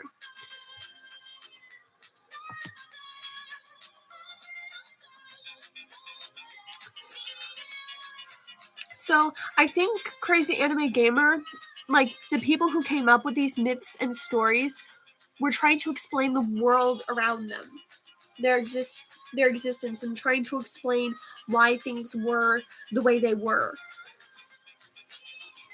Jim Henson, yes, Jim Henson is good. And fun fact, Mirror Mask is actually Jim Henson's film, but it was directed by Neil Gaiman, along with the help of Dave McKinnon. Oh no, my mistake. Dave McKinnon was the director of the film, and Neil Gaiman wrote the script. Which, fun fact, I actually have the complete script on my bookshelf. We're meaning hungry beans.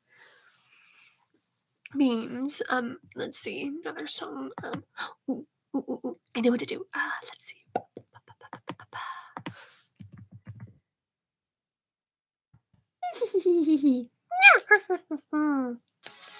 There we go. I once wanted to have a son, but now I am too old to be able to raise a child properly. Maybe Wolfer, but who knows? People fear what others may think of them when they try to describe an impossible truth, so they disguise it as a story, a myth, a legend. That's another reason why. Fairy tales, as I mentioned before, were originally made by adults and for adults, and the antagonists and fairy tales were often a way for people to get back at people that they didn't like. Like, disguising them as the person as an evil witch or a step-parent or something like that. And some of these stories are, and again, I'm always trying to collect all the fairy tales and stories that I can get my hands on because that gives me more things to read to you guys. However, some stories, like the stories in the House of Pomegranate, they are wonderful, but they are definitely a product of their time, back when certain things were appropriate, when nowadays, in this day and age, they are not appropriate. So I want to read more stories to you guys. And I'm always saying variety is the spice of life, but I want to read these stories to you, but I don't want to read them if reading them will upset you, because I don't condone anything in the stories. Like, I know that they are products of their time, but I can still enjoy the story. So later on after the stream, I will post a poll saying, hey, do you guys want me to read stories despite the fact that they may contain themes and certain words that are not appropriate today? And, like, basically, do you want me to read stories that are products of their time or not? Because, yeah, I was reading through House of Pomegranates, and tragically in Africa today, unwanted children are often accused of witchcraft. Oh. It's horrible. I vote yes. No squishy cheeks.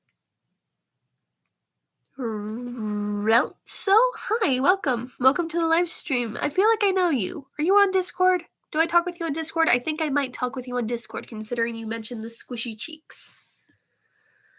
Let's see. Another song.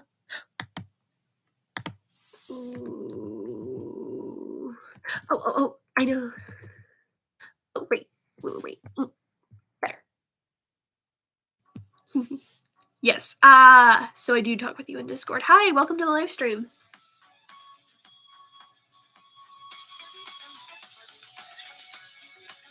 Now you know what I look like, by the way. Because I don't think you've ever seen me before.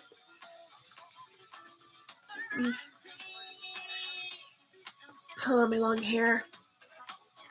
I haven't taken scissors to it. Oh, I have on your shorts. Oh, yeah. I have done a few shorts. My shorts aren't as popular as my ASMR videos. I wonder why. Would you guys be interested in if I did more shorts?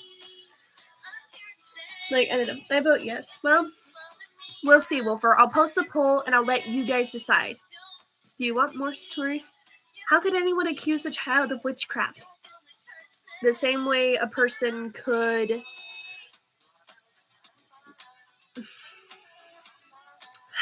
It's the same way someone could drown a cat.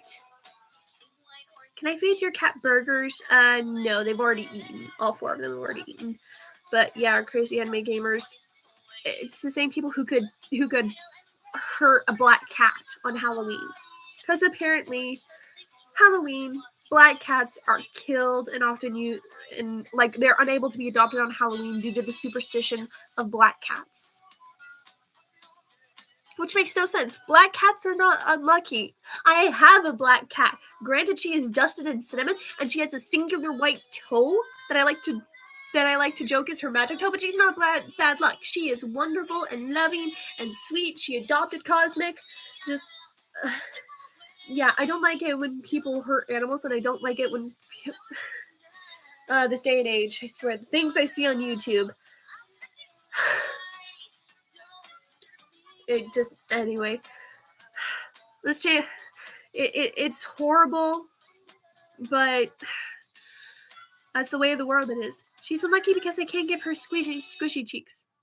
October is lucky, regardless of if you can squish her cheeks or not. So, yes, I was talking about you, October. She was literally outside my door. She just scampered. You were a black cat girl. Her name was Isabel.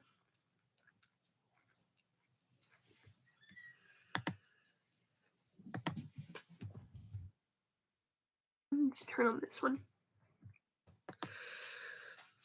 Yeah, I did do a black cat girl ASMR for Halloween last year.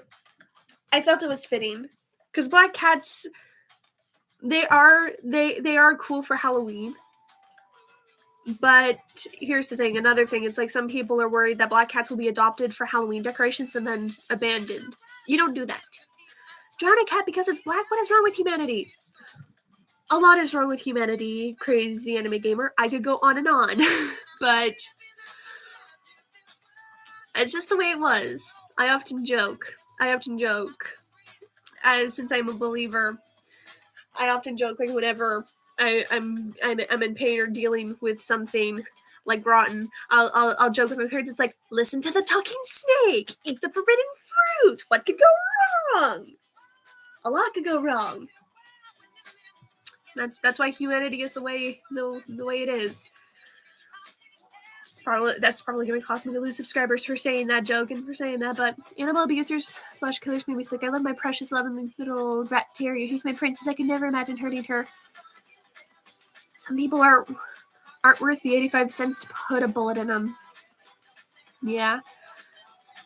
Exactly, crazy. I'm a gamer. I love all 4 of my cats, and if I accidentally step on their paws or something, or almost trip over them, it is an accident, and I apologize afterwards, but yeah. There are... I often say it's like, can we all just get along? Wait, bullets only cost 85 cents?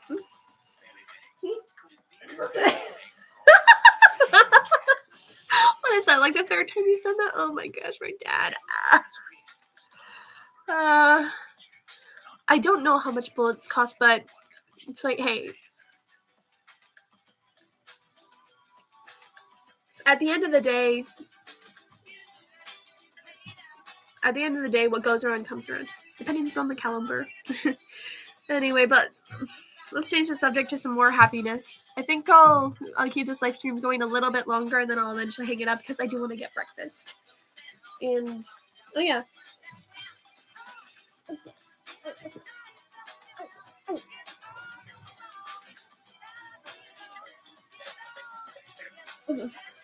Alrighty.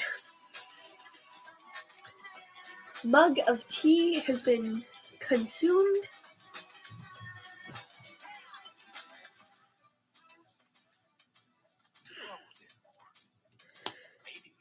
Grow into Felidae. Alrighty. I don't like guns, so I know nothing about them, but I completely respect other people's rights to own guns.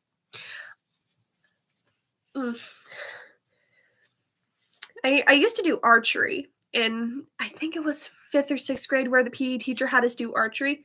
I was really good at it. If I got back into practice, I could probably hunt with a bow and arrow, all Legolas style.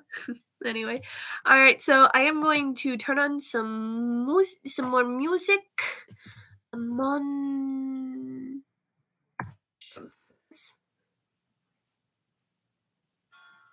All right, so now that is a tea/coffee/hot chocolate mug. Yes, with my initial on it. Now, I'm gonna dump out the tea bag, and then I'm gonna get a birthday hot chocolate. I'm very pro gun, and I know archery as well. Nice, Wolfer. You are really talented. Oh, if I could just get the tea bag out. Because it is custom in my family for the birthday person in question to get a mug of birthday hot chocolate, which is basically hot chocolate with whipped cream and sprinkles in the works. So I'll bring it back. I love my dragon mug. I have a few more mugs. I have a Disney villain mugs up in my closet, but I like this one. It's my signature mug. I'll be right back, guys.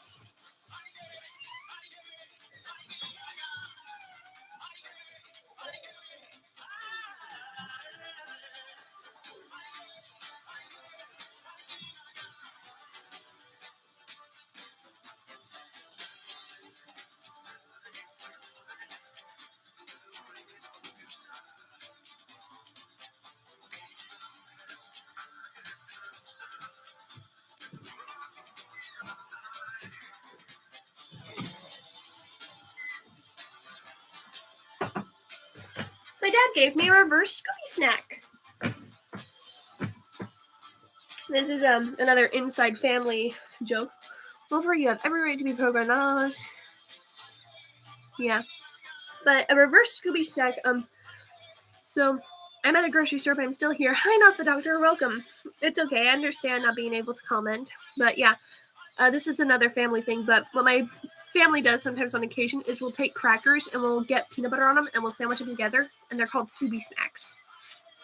This one has Nutella on it, so it's a reverse Scooby snack. They also have a pewter display mug that has a hooded skeletal monk or Grim Reaper on it. Cool.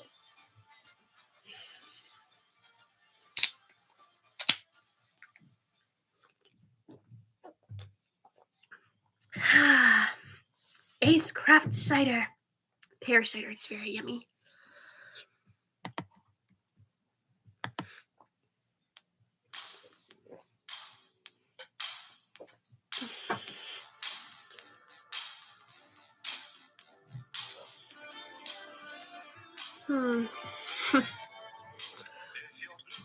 This is a fun live stream. I'm glad I decided to do this, and you guys are always wonderful company.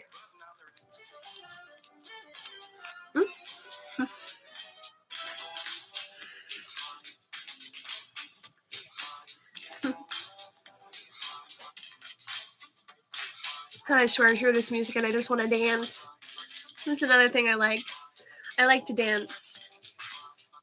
I danced at my homecoming, and I danced at my prom. My high school prom, I went to prom by myself. When I went there, I kid you not, no one was dancing. So I literally had to be the one. I had to start dancing first. And only when I started dancing did people start getting into the groove of it. And then at the end of prom, my song played last, and I was the last one on the dance floor dancing to it. So yeah, my high school prom. I started it, I ended it. I don't know. It seems like small cocoa beans when you think about it. When you're an adult and you finally leave high school, and you're like, huh, there's a lot more stuff that's a lot bigger than high school. But I don't know. I have always been a weird person, and I've always been an acquired taste, and I don't know. The fact that I started my prom and I ended it just kind of cool. And the same thing with homecoming. Hi, Spark Gold Dragon. Hello, welcome. Shouldn't you be in school? Pardon me. Sorry that you guys had to hear that. That's on YouTube forever. Lol. Oh, wait, no, you're not who I thought you was. I'm sorry, Spark. I'm sorry. No one wanted to go with me, so I stayed home and played D&D with my fellow outcasts. I went by myself. I forgot. My brother has a profile similar to yours, but his name is different. So I'm terribly sorry about that. It's fine, but yeah. This is a birthday live stream. Today's my birthday. I'm officially 23 years old. I feel old.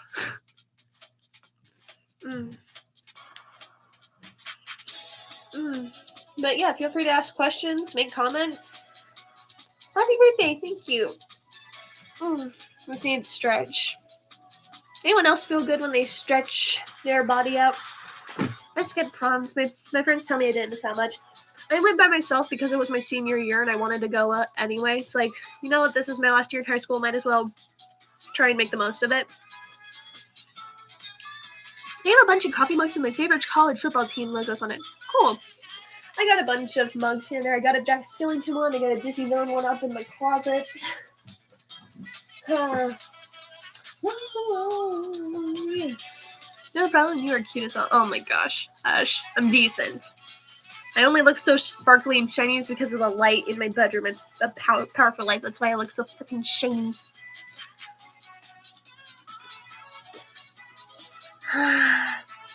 Pear cider. Blended fresh apple cider with fresh pear juice and Madagascar bourbon vanilla. It's supposedly very good. I will not shush. No.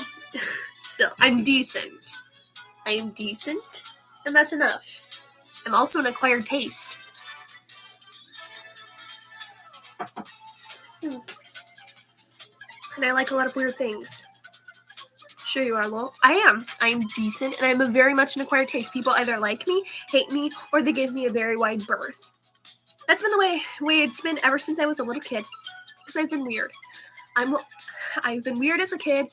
I'm still weird. I probably will die a weird way.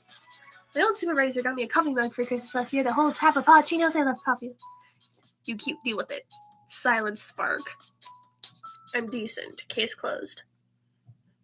I don't know why, but I just really like the smell of peppermint oil. I got a bottle of peppermint oil and I got a bottle of lavender oil. Damn, lol. Yep, case closed. I'm decent. Let's see. Oh, got hair in my mouth. Bleh.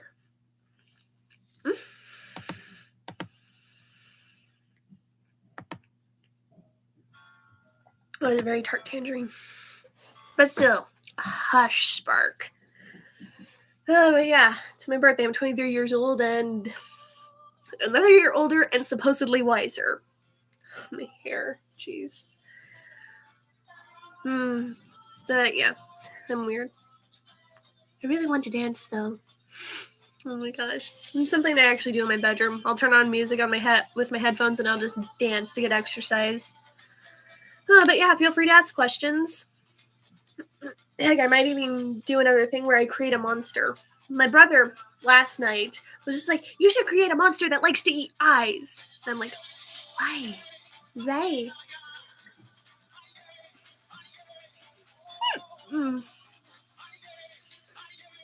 Sparks Gold Dragon. You're probably shiny being gold. Do you hoard yourself for yourself? Lol. I mean, a gold dragon hoarding. Lol. What will you dance to? Oh, I dance to lots of music. I mostly dance to, like, edits. But I dance to quite a few songs. And my dancing is, well, it's definitely movement. Like, I don't know if I'd want to do it on live stream. I'm kind of shy in some aspects. So, I don't know. Besides, I would probably need a flowy skirt in order for the dancing to work, but still, I'm shy in some aspects, and so my dancing would probably weird you guys out. Still. Spark Gold Dragon having just a bunch of gold glitter. It's like, gold glitter! Blah, blah, blah. Gold glitter makes me more shiny. I don't know. Still though. Feel free to ask questions. Oh, someone messaged me. Oh, it's this person. It is a hamster. Oh. I mean, tell me I'm wrong. It's like they collect gold, they brush their teeth with gold glittery toothpaste. I don't know.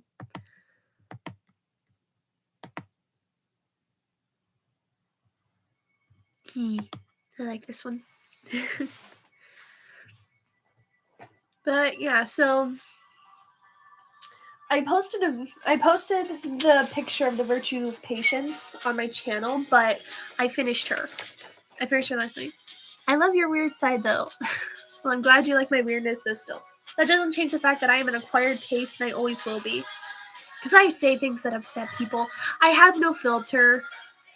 And some of my beliefs and my opinions would upset so many people.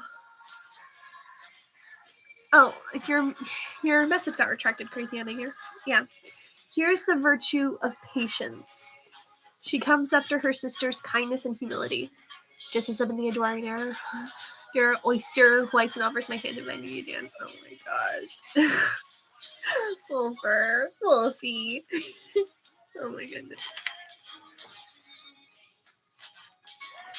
But yeah, so I've got 3 of the 7 virtues all drawn up. Some of the mythology says dragon hoards books and knowledge. Technically, a dragon could hoard anything. It just depends on taste. Though dragons were originally not only a symbol of power and royalty, but they were also a symbol of greed, which would explain the hoarding of treasure. But a dragon could totally hoard books and knowledge. They live for centuries at a time. And in the Bone series, dragons live for a long time, but they're still mortal. Which I find that to be interesting.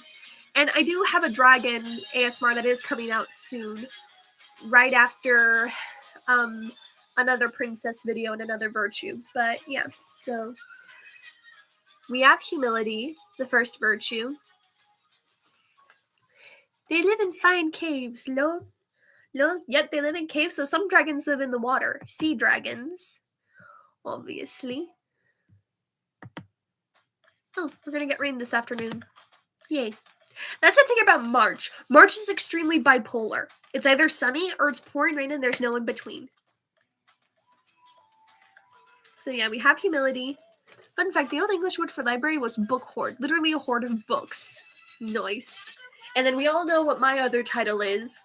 I am the book dragon. And that title is not just for show. As you can see, I have some books here. I have some books here. I have some books right behind me. I have some books underneath my desk. I got one of these. I'm actually rereading it a 3rd time. It's really good. I've never been into a series of unfortunate events. I saw the books as a little kid, but I never read them. I wonder what background dragons first came from. Norse, maybe? Japanese? Romania? Hey. Hi, Yuri Martinez. Hi, welcome to the live stream. Just sort of a random birthday celebration. It's a very chaotic and random here, but I mean, my live stream is very chaotic and random. It's kind of the norm for me. I'm officially 23 years old. Another year older and supposedly wiser. So yeah, we have the virtue of humility. We have the virtue of kindness. And then we have their sister, the virtue of patience.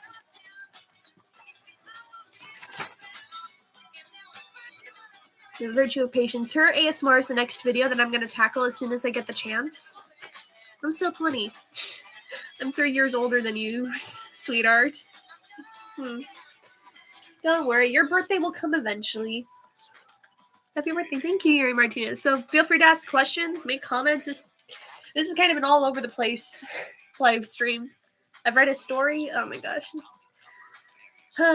And actually afterwards, if you're interested, I'm gonna be I will try to stream some Dr. Seuss cartoons, since today is also Dr. Seuss Day, but it's also my birthday, so you know. And I like Dr. Seuss.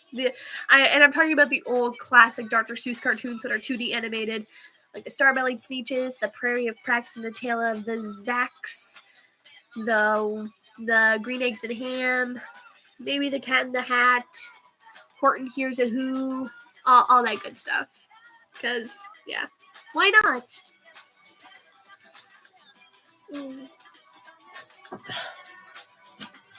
They also got a big bag of goodies. Like, oh my gosh, these are so yummy. We could just open it. My birthday is on April 12th, so on that day I'll be 21. Well, congratulations. Happy early birthday. Every culture seems to have their own take and legends about their various kinds. My best hypothesis is when false souls happen to be found, they thought of what they could belong to. Thanks. You're welcome. And since you'll be 21, Sparks Golden Dragon, that means you'll be a legal adult and you'll be able to drink alcohol. I can give you some advice if you want to, because I am somewhat of an expert. Don't go overboard with the legal drinking days. Exactly. Oh yeah, I can. Exactly what Crazy Anime Gamer said. Don't go overboard. Make sure you eat something, like you have a good lunch, so that way when the alcohol hits your stomach, it can be absorbed by the food. If you're drinking any alcohol through a straw, it'll hit the roof of your mouth and it'll get to you quicker. And know your limit, because it's easy to get a case of what I like to call fishbowl head, which is basically where your head feels like it's full of water and it's hard to keep it up. And so knowing your limit, and happy early birthday, Sparks Gold Dragon. Exactly. I don't have any confetti poppers or streamers, so you get an applause, Sparkle Gold Dragon. I'll keep that in mind, and thanks. You're welcome. And don't be afraid to experiment. Like, I definitely like the sweeter stuff myself, but I'm slowly developing a palate for the more crisper, drier stuff. If you like sweet stuff, I recommend this. This is Ace Cider. It's basically pear cider. It's very sweet. It's very crisp. And it just tastes really good. Another I recommend is Mike's Hards. Like Mike's Hard Lemonade. They come in different flavors. I like strawberry, green apple, black cherry, blood orange, and mango. Those are my favorites.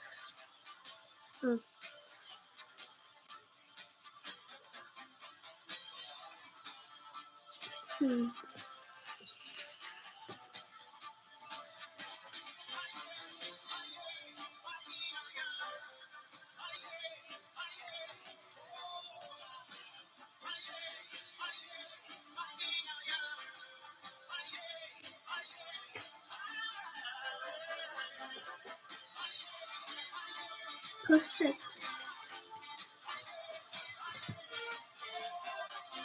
Again, I really recommend people check out Mirror Mask. It's very artistic. So what have you been up to and how are you? Not much. I'm just sort of celebrating my birthday. Doing this live stream. Afterwards, I'm gonna get a nice lunch with my mom and my aunt. So I can remember the first time I got drunk. I was 25. Couldn't remember anything past 9 p.m. Woke up on the floor disoriented as heck. Fun fact about me, quite peculiar in fact, I have never, ever been drunk before. Like flat out drunk. I've only been buzzed. Severely buzzed. First, as someone who hasn't had a problem with alcohol, I'd recommend keeping it to 3 drinks or less, at least until you know how alcohol affects your temperament and judgment. Yeah, that as well. And of course, full stomach full of food, and definitely in moderation. Don't go drinking every single day. Like, I don't drink that often. I drink on occasion. And considering that I am partaking in Lent, one of the things that I am giving up is also alcohol. I'm partaking in it now because it is my birthday, and I traded days. I skipped Sunday last week so I could have some on my birthday. But I try for Lent, I am giving up alcohol and I'm not drinking any. Except on Sundays. Because that is how Lent works. Every Sunday you're allowed to partake in what you're giving up. In my case, it's sugar and alcohol. So, yeah, definitely be careful. Do it in moderation. Sparks Gamer. And, yeah, I hope you find out what you like. And, yeah. But Yeah. I've only been severely buzzed once. And it was on 3 big glasses of sweet red wine. I shouldn't have done it. I stopped drinking, period, after a good friend passed away from alcoholic cirrhosis of the liver. I'm terribly sorry, crazy anime gamer, but yeah. I definitely each to their own. Some people don't drink like crazy anime gamer. Some people do in moderation. It's just up to you. And certainly take our advice with a grain of salt. I can't wait. And I'll have to check with my doctors too. All right. But yeah, I got severely buzzed. The first time was on 3 big glasses of wine. It was not fun. It was unpleasant. My stepdad drank himself to death too. Yikes. Oh, I'm so sorry, Wolfer. That's why you do it in moderation and you don't drink every single day. But yeah, when I was buzzed, it wasn't fun. And when it eventually came back up again, I thought it was blood. I thought it was blood, so fun. Note the sarcasm. Welcome to the live stream. It's crazy here. Sorry about that. But yeah.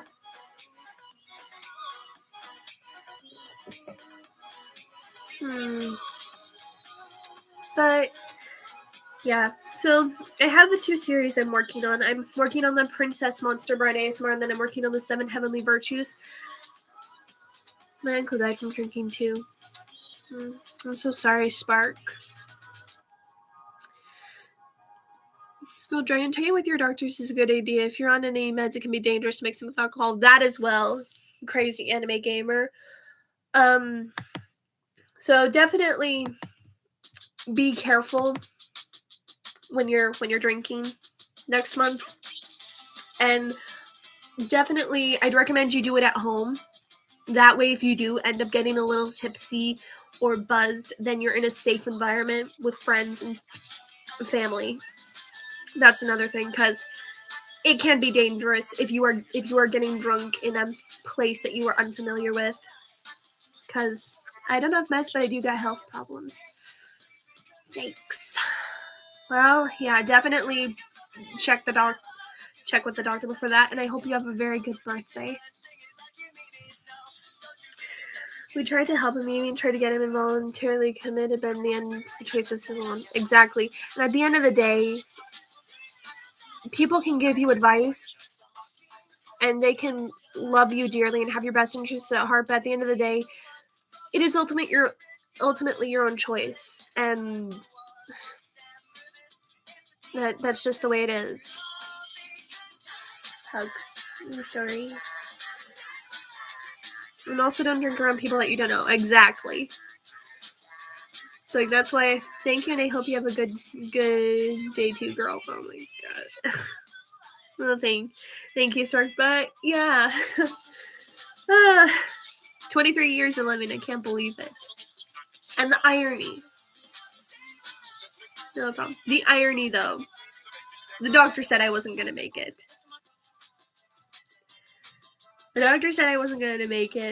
And, well, my mom goes in for an ultrasound, and she says, wait a minute, I see a heartbeat. And on the monitor, there's a tiny flickering light. That was my heartbeat. And the doctor looked at it and was like, I've never been more happy to be wrong about anything in my life. Even if the horrible thing that happened to my friend had happened, I would have probably stopped drinking anyway. Says, I'll hug the weed and see effective medications I take to keep me alive. Yeah. Yeah. I survived. And then I came into the world with a scream of rage, a barbaric yop. And, again, my parents said I sounded like an angry wildcat cub. But, yeah. And fun fact, my parents got our ultrasounds on VHS tape. And apparently, me and my brother's heartbeats have a different rhythm to certain songs. According to my dad, mine is to the rhythm. Mine is to the rhythm of Gold Earrings, Radar Love. Really? Were you almost a stillbirth? No, all that I've heard from my parents when they tell the story was that the doctor said that I wasn't going to make it. They said, oh, you're going to lose this one too, because before me, my mom lost a baby. My mom was pregnant with a child, and then she lost it. And I don't know, it's just the baby just didn't make it. The baby, so they're up in heaven now, and I wonder if they're gonna be a sister or a brother. But yeah, they lost the first baby, and then the doctor says, "Oh, this one's not gonna make it. You're gonna lose this one too." My parents were distraught. My mom had a miscarriage before me. Yeah, but my parents. Hello, hi, Matt Newcomb. Hi, welcome to the live stream. It's my birthday. This is all chaotic and random, and happy birthday. Thank you. I'm 23 years old. Another year older and supposedly wiser. Oh my goodness. Oh yeah, I forgot. I have pistachios. Hey, Matt. At 9 months old, I was diagnosed with cancer. I was given less than a 10% chance of not surviving, but making it to 1 year old, I'm 31 and I survived. Thank both God and the doctors. Exactly. Exactly, Matt Gamer. When my mom was pregnant with me and the doctor said that I wasn't gonna make it, my parents, being believers, they prayed. It's like, God, please, we don't want to lose this one. If it's your will. But my parents begged and prayed for me to live, and well, my mom goes to make sure everything's ready, and then there's a little random on her. My mom's like, I see a heartbeat, and well, I survived. 23 years. Essentially, I was an answer to prayer. But yeah. And again, I came into the world angry, just full of rage, a barbaric yop. Because again, my parents, they swear up and down I sounded like an angry wildcat cub. Do something intelligent. Congratulations, Crazy Anime Gamer. Yes. Yeah, I forgot I had pistachios. I like pistachios. I like a lot of food. I just don't. It's spicy food that kind of gets me. I can handle a little bit of a kick, but if it's too spicy, then it's just like, I can't eat it. Excuse me. Anyone else like pistachios? My mom had to induce me out. I was large and a nightmare as a baby. Yikes. I mean, I eventually stopped being angry. I eventually, calmed down and just glared. And then after that, I kind of warmed up to my dad. And then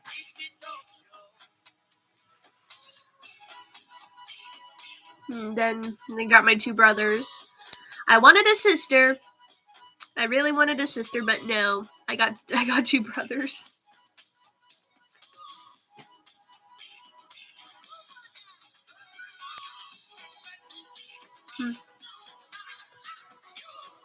Question: what is everyone's favorite snack food? I obviously like ramen, but I'm trying to eat healthier, and I've been eating pistachios a lot lately. Pistachios and tangerines and pomegranate juice.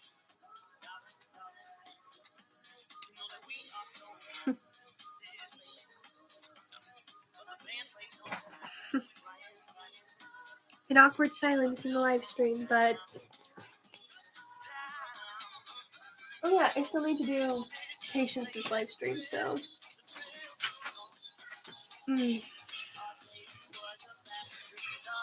I came into this world screaming and covered in someone else's blood, and I'm not afraid to leave it the same way. I'd rather leave it peacefully, preferably in my sleep.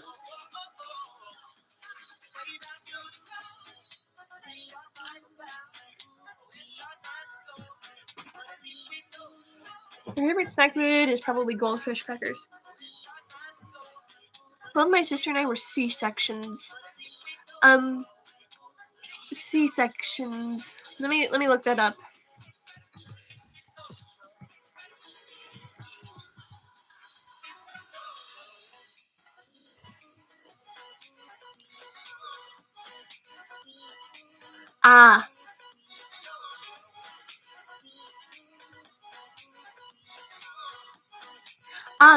That's what it is, C-section.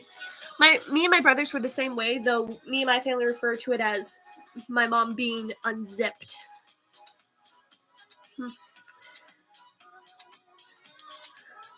Me and my brothers were delivered the same way because my mom's hips were shaped the wrong way. My mom's often prays like, I hope your hips are shaped the right way so you can give normal birth. I'm back from taking a third cycle. Yay, Hurt Cold Dragon, welcome back. I unfortunately have to hit the restroom really quick, so I will be right back. I'm going to turn on some music for you guys. While I'm gone, be nice, no fighting, and don't set the chat on fire. So, yeah, take your time. All right. I'll be right back. Be nice, play nice with each other, no one set on fire, and, yeah. I'll be right back.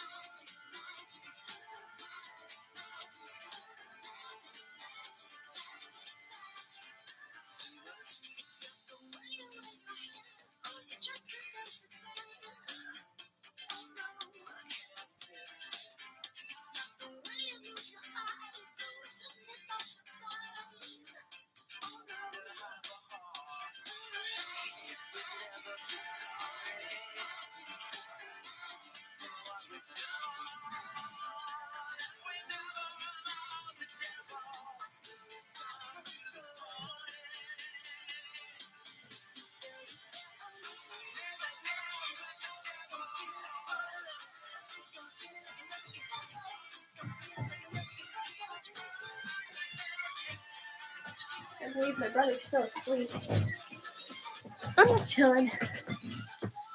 Well, thank you, Wolfer. When I go, I want to go like my grandfather, peacefully in my sleep, not screaming, crying like the other 4 people in the car with them. Yikes. Glad you're here with us. I'd like to go out like a badass movie character, joke lol. I would probably prefer to go peacefully in my sleep. Same here. I'd like to go peacefully in my sleep. It would be poetically ironic if I drowned. Because I am a Pisces, I love the water, so it would be very poetic yet painful if I drowned. And fun fact, I've only had 2 near-death experiences. First time was 9, I was at Splash, and I got too deep into the wave pool and I almost drowned. And then the third time was in the summertime, a few years later, and I almost got hit by a car. I thought I had enough time to dart across, I did not, and I almost got hit by a car.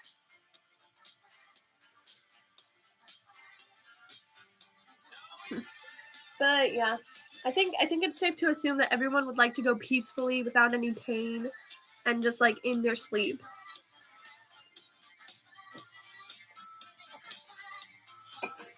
Wolfer, I'm glad you're here with us. You're a good guy / girl. Sorry, but I don't know your gender. Wolfer's a boy. Wolfer's a boy, Crazy I'm a Gamer, and yes, they are a wonderful person. They're a good gentleman.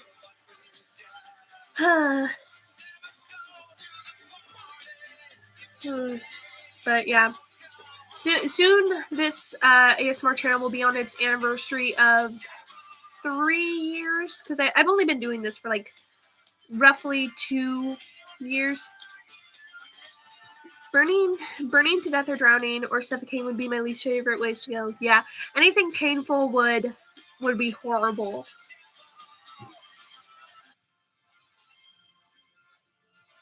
Music.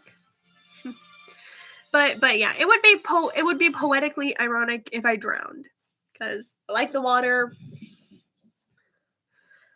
I'm a Pisces, so it would be poetically ironic if I drowned. Hopefully not, though. I want to go in my sleep, just nice and peaceful. Mortality. I don't know. Let's see.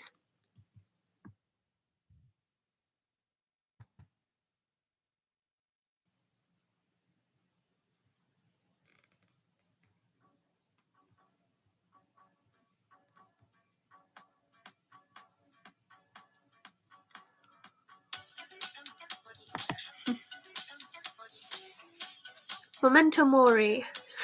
I don't know what that is, but yeah. Yeah! I would like to voice an animated character. Or a character in an anime. That would be interesting. Well, I'm gay as well. Yay! I'm a girl. I actually the correct term. I am a woman. There go my speakers. Remember death. There go my speakers. Welcome to the live stream. Would it be a live stream of mine if something wasn't going wrong?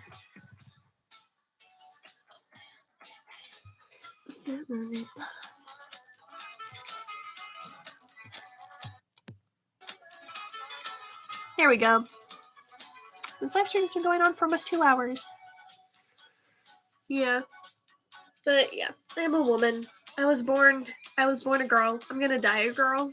It's just the way it is. Probably gonna lose subscribers for saying that. It's the panic involved with suffocating that scares me. Yeah. I know what happens after I die. It's just the process. I know what happens after death. It's just the process of getting there that kind of unnerves me, and why I want to go peacefully, quietly, just in my sleep. But each of their own. Wolfer, true. I'm sorry, I have to quote a thing. But true. That was from Rankin Bass's Jack-o'-lantern. It's their only Halloween special that I know of, but essentially it's about a magic scarecrow scaring away a wicked witch and her jellyfish of a husband, Sir Archibald the Warlock. That's all I have our excuses ready for St. Peter. I don't need excuses. God knows what I've done. And that is that. It will be nice to see all my family members, though.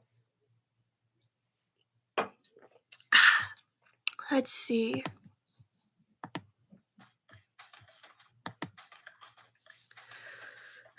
But yeah, this is a very fun live stream. I think when it hits 2 hours and 10 minutes, I think that's when I'll end the live stream, because that's an old Irish joke. Oh, I'm sorry, Wolfer. I didn't get the joke. Again, I have the attention span of a coked up goldfish sometimes, and sometimes some things will just fly over my head. Wait, you're a woman? I mean, what? I mean,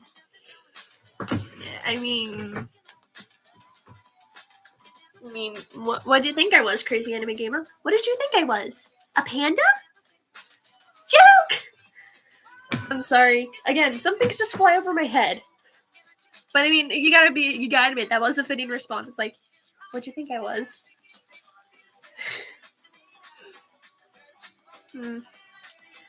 My long mermaid hair. Not gonna lie, this look is kind of fitting, especially with my sparkly teal nails, which are also fitting considering the story I'm gonna read to you guys tomorrow. I hope you're excited for it, because it's one of my favorites. And I do like a lot of stories. Again, my title, The Book Dragon, is not just for show. I love all sorts of stories. Excuse me. I'm not familiar with any of the saints. Neither am I.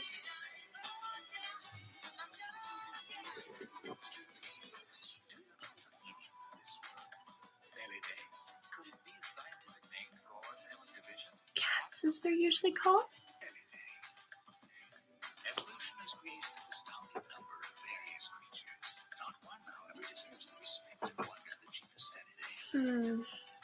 The wolves and the walls.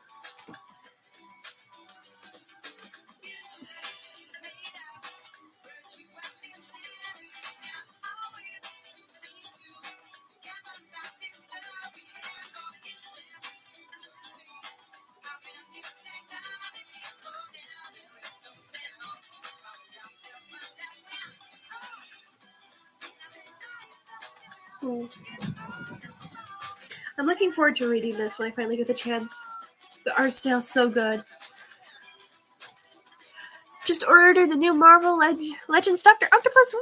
Also, if you're a book dragon, would that make me a comic book dragon? I mean, I suppose. I do have one comic book. Into Philip. The Apostle Peter is in the 4 Gospels. He is often most referred to as Saint Peter. I actually thought you were a red panda. Another joke. Bad joke, but a joke nonetheless. A red panda? A red panda? Why a red panda, though? I gotta wonder. If I were to be any animal, like I'd probably be a cat, or I'd probably be a bat. Or maybe I'd be a leopard seal. Or something aquatic, maybe. I don't know. Most likely a bat, though, considering that I'm batshit crazy. That was a poor joke. I'm terribly sorry. Let's see.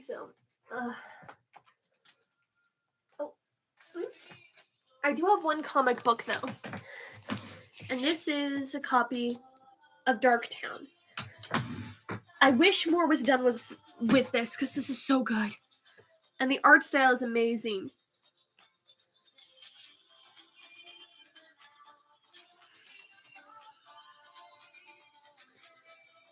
I really like the art style, like right here. And the fact that the guy is portrayed as a puppet. It just looks so cool. I wish more was done with this.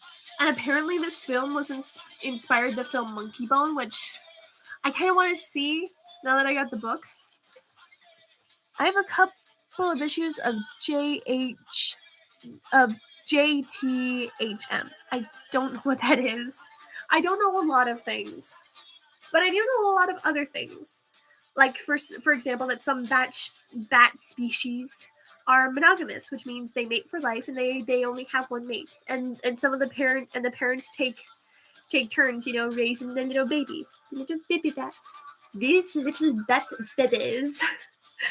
That is a reference to Zefrank, who is the author of True Facts. He's really good. And me and my mom are always saying, it's like, he really needs to do an episode about otters. Wolfer, is that the same Peter that denies Christ 3 times at the cross? I believe it is.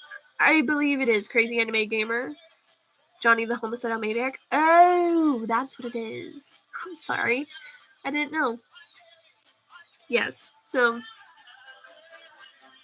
I remember when I read through the Bible the whole time, the first time, because I read it from Genesis all the way to Revelation, so beginning to end, and I'm doing that again. I'm currently on 2 Samuel, but I remember reading the New Testament, like Matthew, Mark, Luke, and John, and I'm like, this sounds like the same story, just differently, and I asked my dad, and he's like, well, yeah, different takes, different people who witnessed the miracles, and saying all that is probably going to get me to lose some subscribers. If I were an animal, I'd be a bear, chubby, bulky, and a fan of food. Despite being somewhat large, intimidating, powerful, I can be quite tender. Hayden Brewer, sheep girl. Wolfer, different perspectives. Exactly, Wolfer. I'd probably be a cat or a bat or maybe a leopard seal or something aquatic. That's probably what I'd be.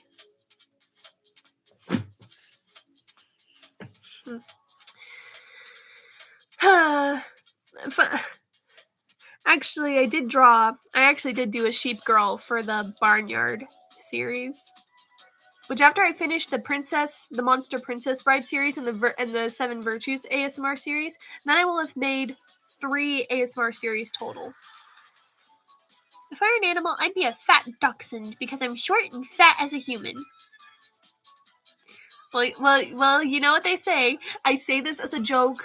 This is totally humorous, and I often say it to my little brother because he's kind of little on the chubby side. But I joke with the song. It's like every girl is crazy about a short fat man.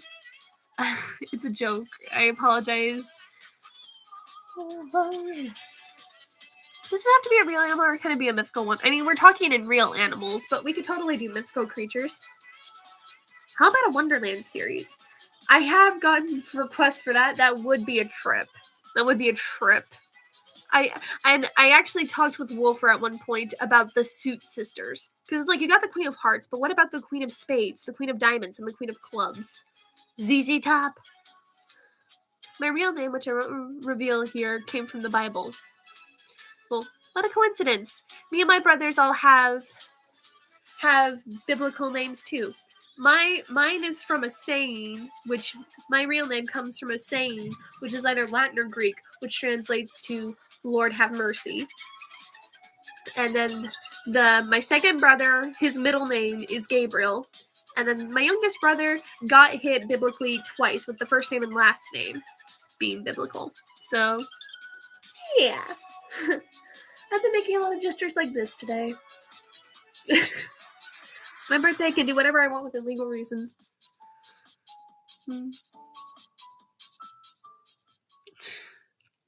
No, you're good, Brook Dragon. Yeah. This is fun. I don't have very many friends in real life, but having your guys' company in this live stream and just, I don't know, makes my day, makes me happy. As a mythical creature, I'd be either form of a dragon or a Kong ape from Skull Island. I'm named after Matthew, so another Bible name. Yay! It's the biblical group. We all have biblical names in a sense. Let's see.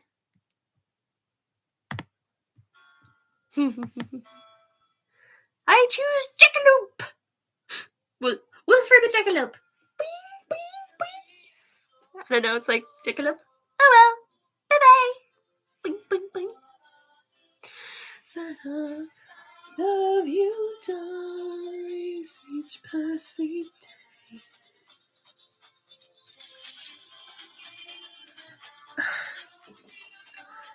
Mine translates to brave warrior. Mine is either Greek or Latin for Lord have mercy. And if you listen closely in Hunchback of Notre Dame, the animated one, you can hear it. Boaz?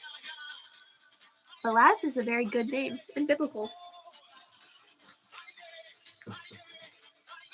I got so many new books. I do need to spring clean like crazy. Speaking of new books, I know Wolfer? Then I choose Pikachu! If I were to be a mythical creature,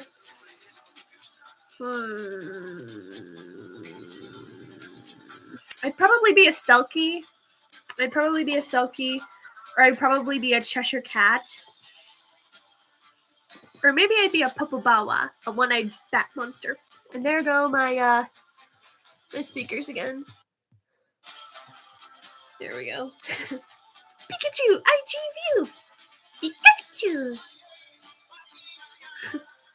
But yeah, I know I did Rapunzel in the Storyteller's Corner series. Mine is Greek and it means soil healer. Huh. That makes me think of a druid. I'm not gonna lie, but I know on the Storyteller's Corner I did the story of Rapunzel and I did some stories of Rapunzel. Oh, soul healer. Ah. My name translates to the gift of God, despite my religious difference. I don't think I'll get into my beliefs on YouTube, though. That's okay, that's up to you. But this has multiple stories of Rapunzel. I'd totally be willing to do a Rapunzel, like a Rapunzel episode. Like, some of these stories I haven't even heard of, like, oh, okay, I know the White Cat. I haven't heard of Princess Rosette. The Lay of Yoni, I haven't heard of that one. Ooh, Princess of the Tower, haven't heard that one. There's a lot of stories that I haven't heard of, but I want to collect and read. Speaking of, I know I'm always saying variety is the spice of life, and I always try and fulfill my promise to give you guys different and unique content. Music. Sorry. But yeah, I know I promised to try and give you guys different content. I'm wondering, would you guys like it if I did another live stream series where I talk about, like, I don't know, like, fairy tale tropes or something, maybe? I don't know. If I were a mythical creature, I'd be a fairy. Small but clever and doesn't give up easily. Technically speaking, mythologically speaking, fairies spelled like that. Oh, my laptop's almost dying. Oops. But technically, mythologically speaking, fairies are terrifying if you think about it. Because some fairy, you gotta get the novelization of King Kong. It's a great monster story. Maybe. We'll see. I'm trying to save up my money right now. Because I'm trying to get my life together as an adult. So I'm going to be saving up, and I don't know. I know eventually I do need to leave the nest. I know that for certain. Despite the fact of what my dad says. My dad's like, no, you're not a bird. I don't see any feathers. Also, never say your name to a fairy. Exactly. Fairies, mythologically speaking, are terrifying because they can be with you. They can be benevolent, but they're also kind of psychotic.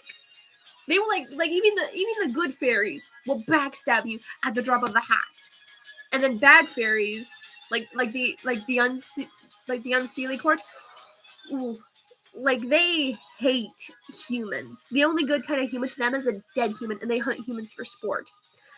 The Seelie, the good fairies, would most likely keep you as a pet, an entertainment, a servant, or a lover. Or even just an ornament. So, yeah, fairies are terrifying. And saying your name to a fairy, names have power. And if you say your name to a fairy, then that means that they own you.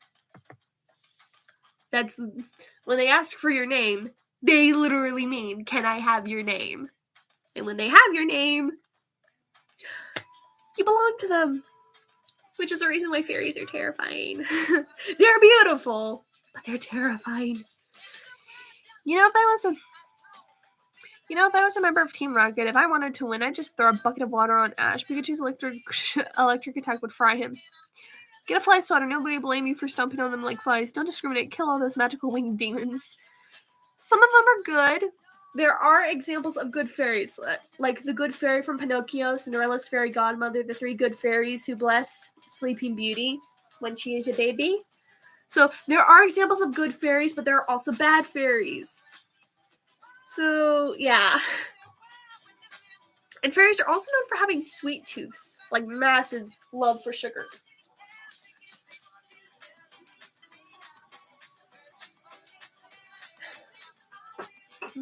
It's love we have on twisting new technology.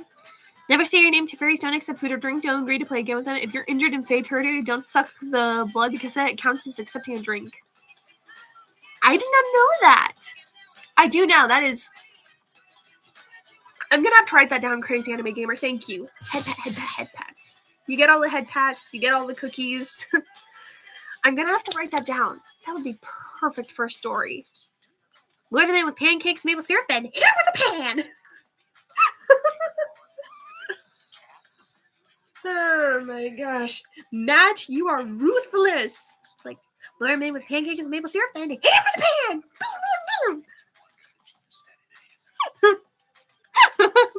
Matt just casually banging fairies with a frying pan, like... Matt with a war cry with a war cry. Same thing with demons. Telling them your whole real name is synonymous with offering them your whole self. Yet another reason why I don't deal with demons. Again, so there's a reason why I don't do demonic ASMR or angel ASMR because no.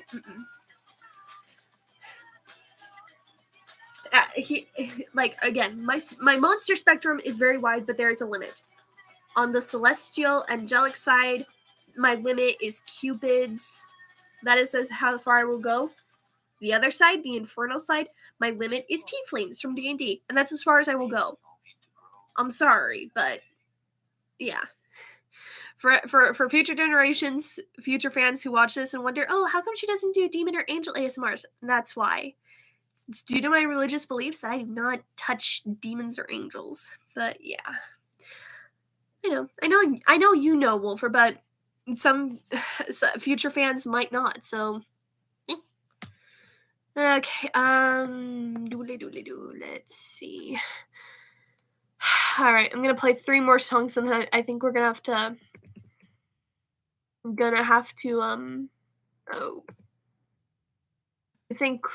will have to end the stream, but I will try and do, I will try and stream Dr. Seuss on my Discord channel, which for those who don't know, I'm gonna put a link in the description below I'm going to put an invitation link so that way people who want to join are welcome to.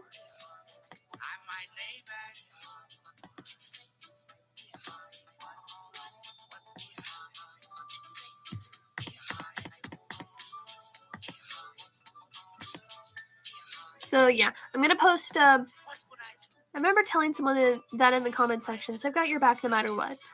Well, thank you, and I appreciate that. And that person didn't know. I don't think they did know, but some of their other suggestions were good, like the Ant Queen and the Southern Belle Ghost, which once I finish the 2 ASMR series that I'm currently working on, like once I get those done, then I will try and do a few requests here and there.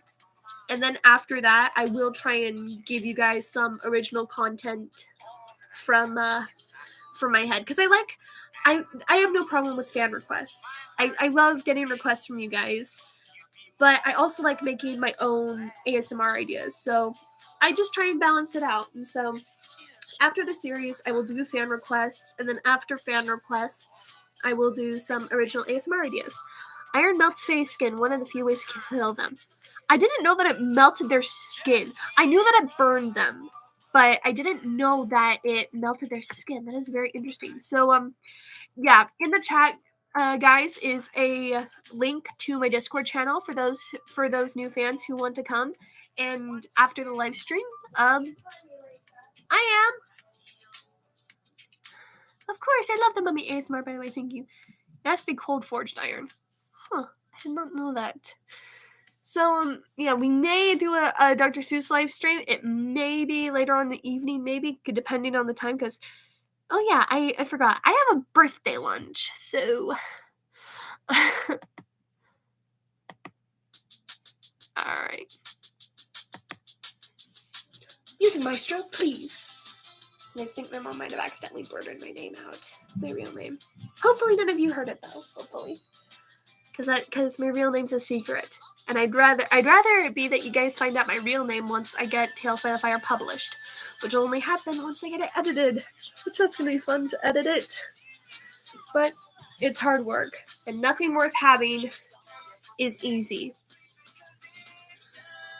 You gotta work hard. The conductor is beckoning. Come, congregation, we shall sing it as we mean it, though. Eclipse cold forged iron fly sweater. Wolford just gave me Matt Newcomb a cold forged iron fly sweater. Matt? He proceeds to go nuts swatting at fairies.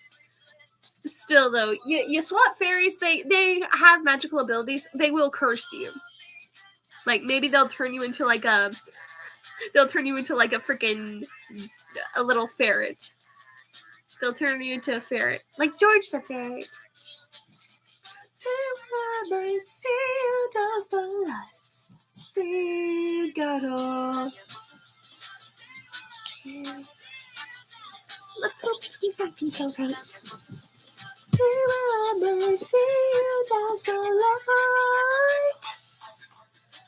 Alright, we'll have one more song after this, then I'll have to end the live stream. But this has been fun.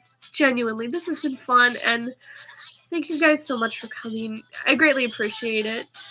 It's just, I don't know. Again, I don't really have very many friends in real life, but you guys are certainly a wonderful company. Don't you move? Now when there are flat splats on the earth. Thank you. Thank you. But when there are flat splats on the wall. Yeah, those ones wouldn't be able to, they wouldn't be able to, curse you, but other fairies would. It's like, oh my gosh, you crushed my niece! You crushed my niece, that's it. I am gonna freaking curse you.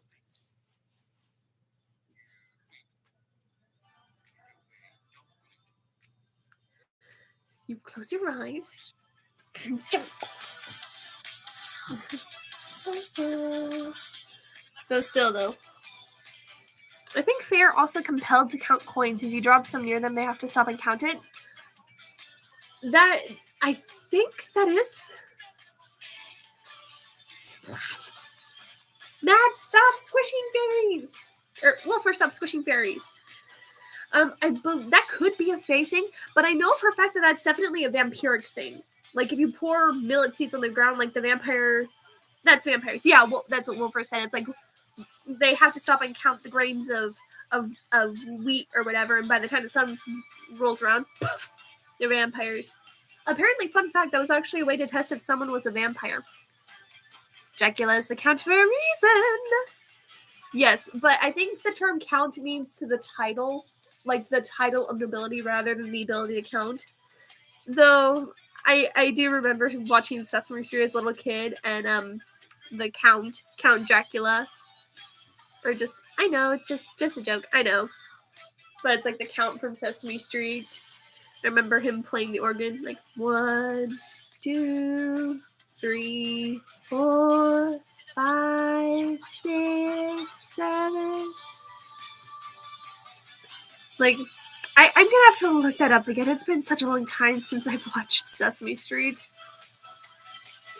Like, when I was a little kid, we had PBS Kids.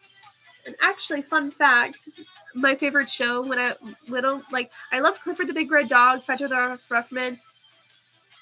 It means that he manages a large parcel of land. Yes. But as a little kid, my favorite show on PBS Kids was Between the Lions. Which, for those of you who haven't seen it, it's really wholesome, very sweet. It basically teaches kids about reading and, like, spelling. And also, it did punctuation. And basically it taught, like, literature to kids. Obviously, it was picture books. But it was basically about a family of lions, and they came to life, and they attended to a library. And it was just wonderful and wholesome and perfect. And I loved it. Just, makes me happy. There we go, laptop. Mine was Zaboomafoo. That's where I thought vampires couldn't touch coins because of the traces of silver in them. That's werewolves. Yeah, werewolves have a weakness to silver. Also, wolf's bane, the flower.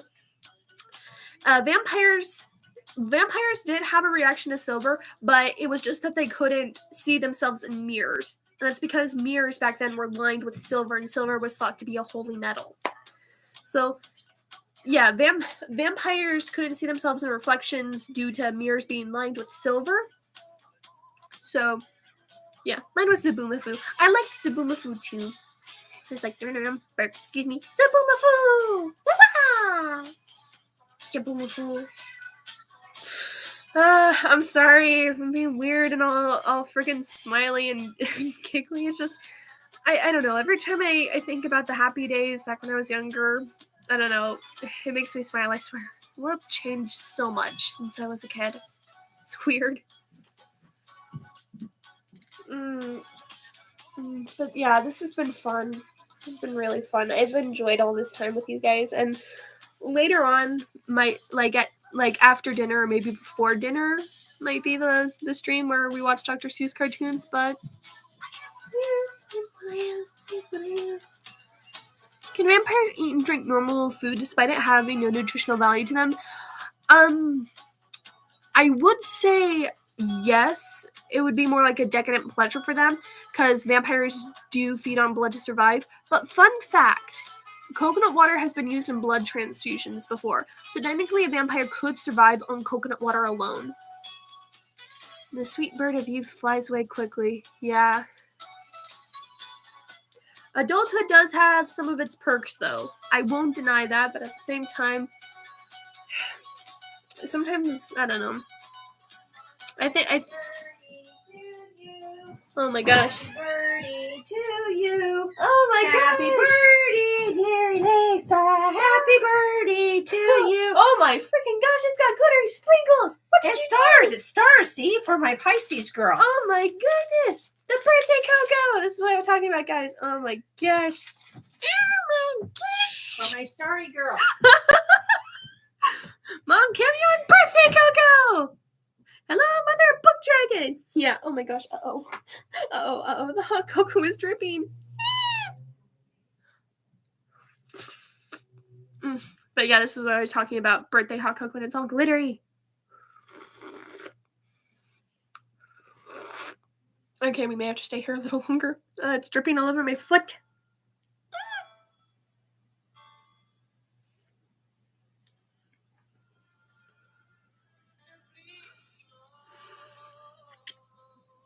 So drippy, but yeah, this is what I'm talking about. Every year, the birthday person in question gets birthday hot chocolate with whipped cream and sprinkles.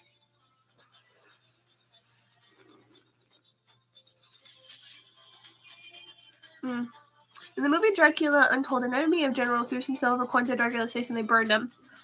Well, again, silver was believed to be a holy metal, so that does make sense. I got cocoa in my foot.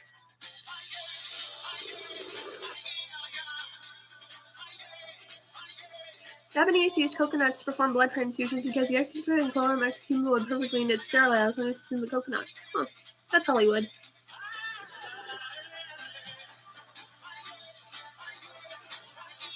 It's all glittery and shiny and yummy.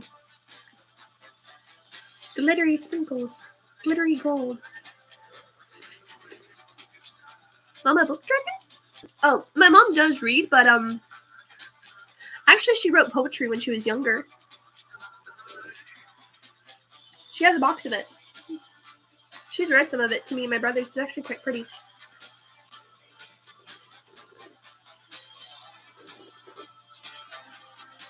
She just came in to drop off my birthday cocoa.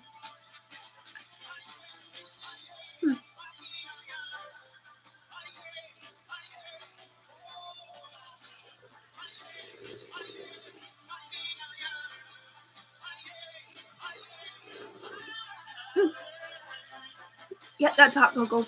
My tongue. Ow, I burned my tongue. I burned my tongue. Ow.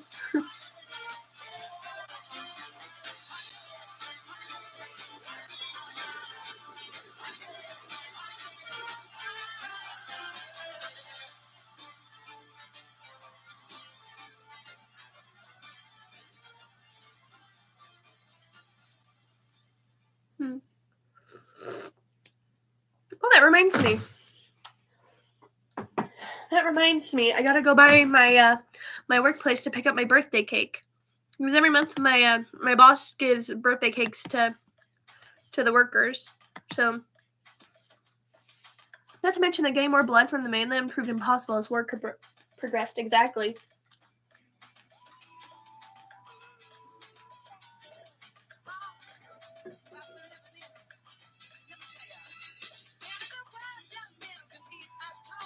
Dreams are big and should be small.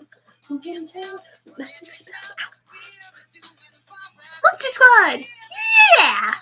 We're the Monster Squad. I have no idea who I am. Like, do squads have captains? I don't know.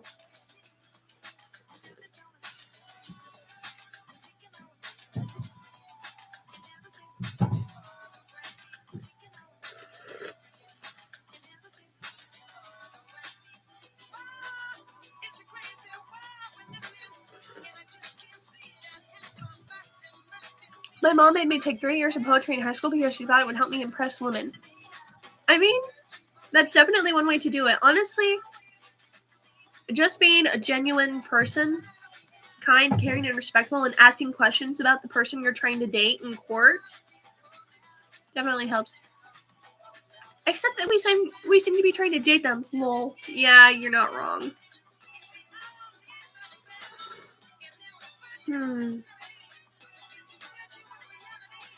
Oh. Birthday hot cocoa. Yeah.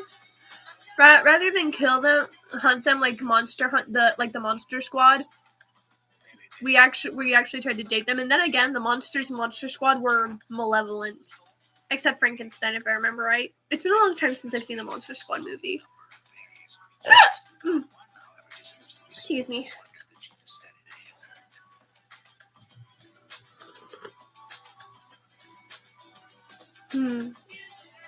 Star-shaped sprinkles. Now I'm just reminded of Lore Olympus. We're the American Pie group of monster hunters. How so? How do you figure, Wolfer? I'm curious. Yeah. Oh.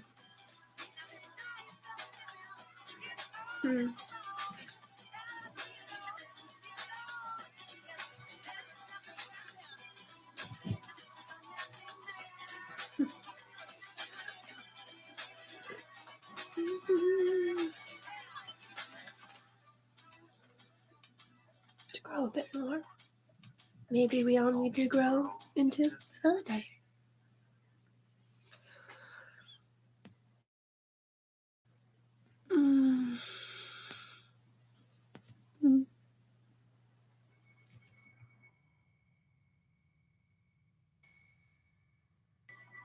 Monster Squad is my favorite look for the creature of the Black Lagoon.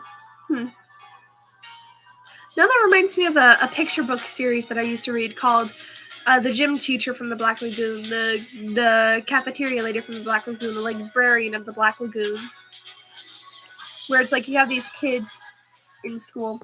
There go my speakers. Pay my tattoo time. Synopsis of the first movie was that they tried to help each other get laid before they graduated. Gosh.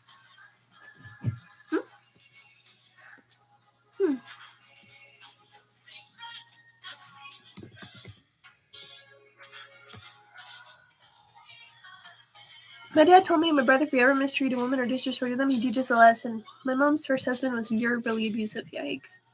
Teacher from the Black Lagoon is underrated, yeah. But it was a picture book series I remember growing up with as a little kid in an elementary school and grade school. And essentially it was this little kid, and like they're scared about these new teachers or gym teachers that are coming. They think they're going to be monsters. Like, oh, Miss Thrift has pointy fangs, and she teaches children to dot their T's and cross their I's. But when they get to the end of the book, it turns out, oh hey, they're really cool and they're super nice, and they're not what we thought they were. I don't know why. I always thought they were a very interesting one. Like, I remember the librarian from the Black Lagoon, the lunch lady from the Black Lagoon, and the students from the Black Lagoon.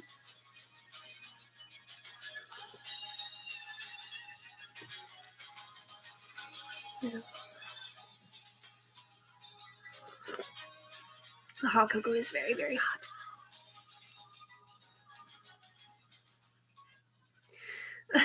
Downside to having glasses. You blow?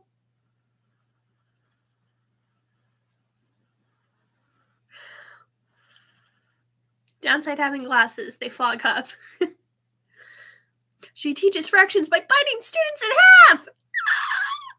Oh my gosh! But then it turns out that she doesn't really do that, and it's like, oh hey, this is a really cool teacher! Yay!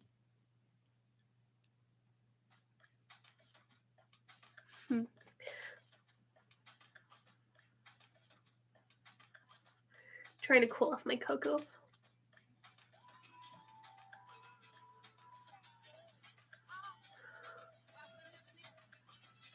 Creature from the Black Lagoon is a horror movie classic. Came out in 1952, I think. I am. When I was little, I used to be quite the coward and the scaredy cat. But now that I'm older, I can handle some horror. I can stomach it. I'm just very picky about it. I like there to be an actual story and a plot rather than it being just an excuse for blood, guts, and jump scares. Like, I like The Crucible. I like The Crow. I like Philadelphia, and I love Perfect Blue. I think those 4 movies do like handle their fear and their horror well.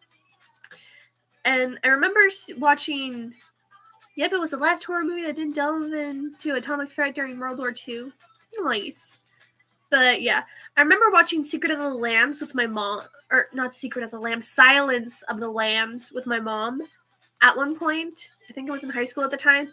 And my whole reaction was, yep, this is a movie. And my mom saw it when she was a high school. She watched it in the dark by herself, and she was so scared that she ended up calling a friend, and she's like, hey, can I spend the night at your house? I'm scared to sleep alone, because the movie terrified her. And meanwhile, I'm just like, this is a movie. This is a movie.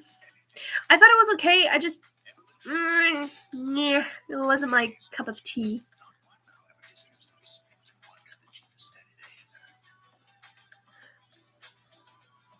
Trying to cool off my cocoa, and it steams up my glasses.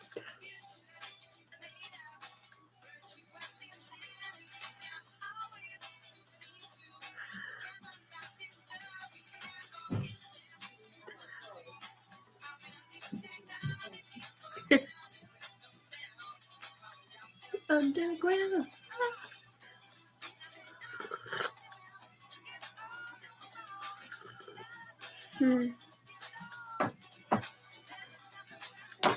Okay, I need to let it cool down. These are really good. The mint and dark chocolate Kit Kats, they're yummy. I also like Kit Kats. A bit more.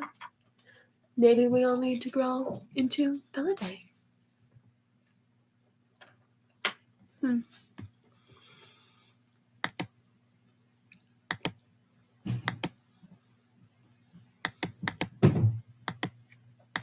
Alrighty. Last song, and then I will have to end the live stream. But yeah, for those who haven't joined my Discord server, feel free to join if you want, and I will see what I can do about doing a stream where we watch Dr. Seuss cartoons together. If it doesn't happen today, I apologize terribly in advance, but we'll see. I'll certainly try to make it happen. And then tomorrow, I'm going to be reading The White Seal by Rudyard Kipling to you guys, so I'm excited for that because I also love seals. Seals are another animal I like, so yeah. That one's going to be fun. When I was really young, dead people scared the life out of me. Then I saw Army of Darkness, which pictured knights fighting them. Something I feared being defeated by something I love. That is very poetic and just very fitting, Wolfer. I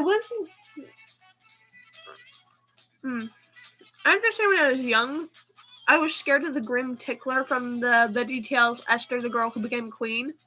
Like, the Grim Tickler kind of creeped me out. And then Brer Rabbit and Song of the South, Brer Rabbit and the Tar Baby. That one freaked me out.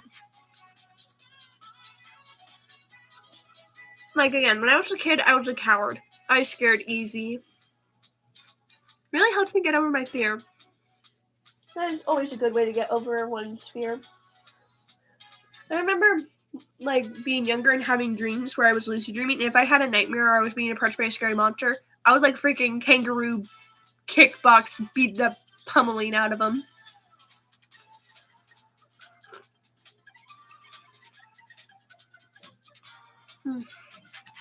Hot cocoa is so hot. Wolfer, no more coffee for you. I'm cutting you off since you're seeing Armies of Darkness, jokes Wolf. I think the first horror movie that scared me was Jaws. It's every child who lives in Cape Cod's right to see Jaws at Martha's Vineyard. That's where it was filmed, right around on the Cape. Huh. I didn't know that. Already? Well, that's the end of the song, and I do gotta get ready for my birthday lunch, or I think it might be a brunch, I don't know. But yeah, that 2 hours and 40, almost 43 minutes, but yeah, this was a really fun live stream. I enjoyed it so much. All the crazy antics that happened. I hope you guys enjoyed the live stream too. And yeah, your support always means the world to me, and I'm grateful that you can have my coffee maker when you can pray from my cold, dead hands. That's what I'm talking about. Stuff like this, your guys' company just makes me so happy. See you later. Happy birthday. We love you. Oh my gosh, thank you. But yeah, your love and again, happy birthday. Thank you. Again, your love and support means the world to me, and I wouldn't be here if it wasn't thanks to you guys. More ASMR is coming.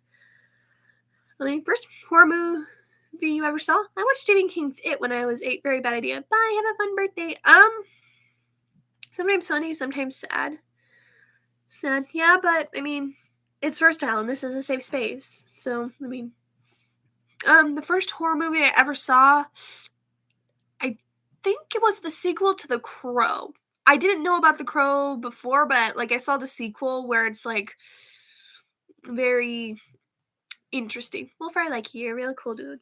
Yeah, Wolfer is really cool. But yeah, more ASMR is coming. As soon as I finish the series, I will do fan requests, and then I will do some original work, and I might even try turning out a few comic dubs and see what you guys think. And yeah, I suppose that's it for now. Tears and laughter both share heroes stand for. Exactly. So yeah, thank you guys so much for watching, and I'll see you all in the next one. Bye. Dog's barking. Bye everyone. Laptop, no. There we go.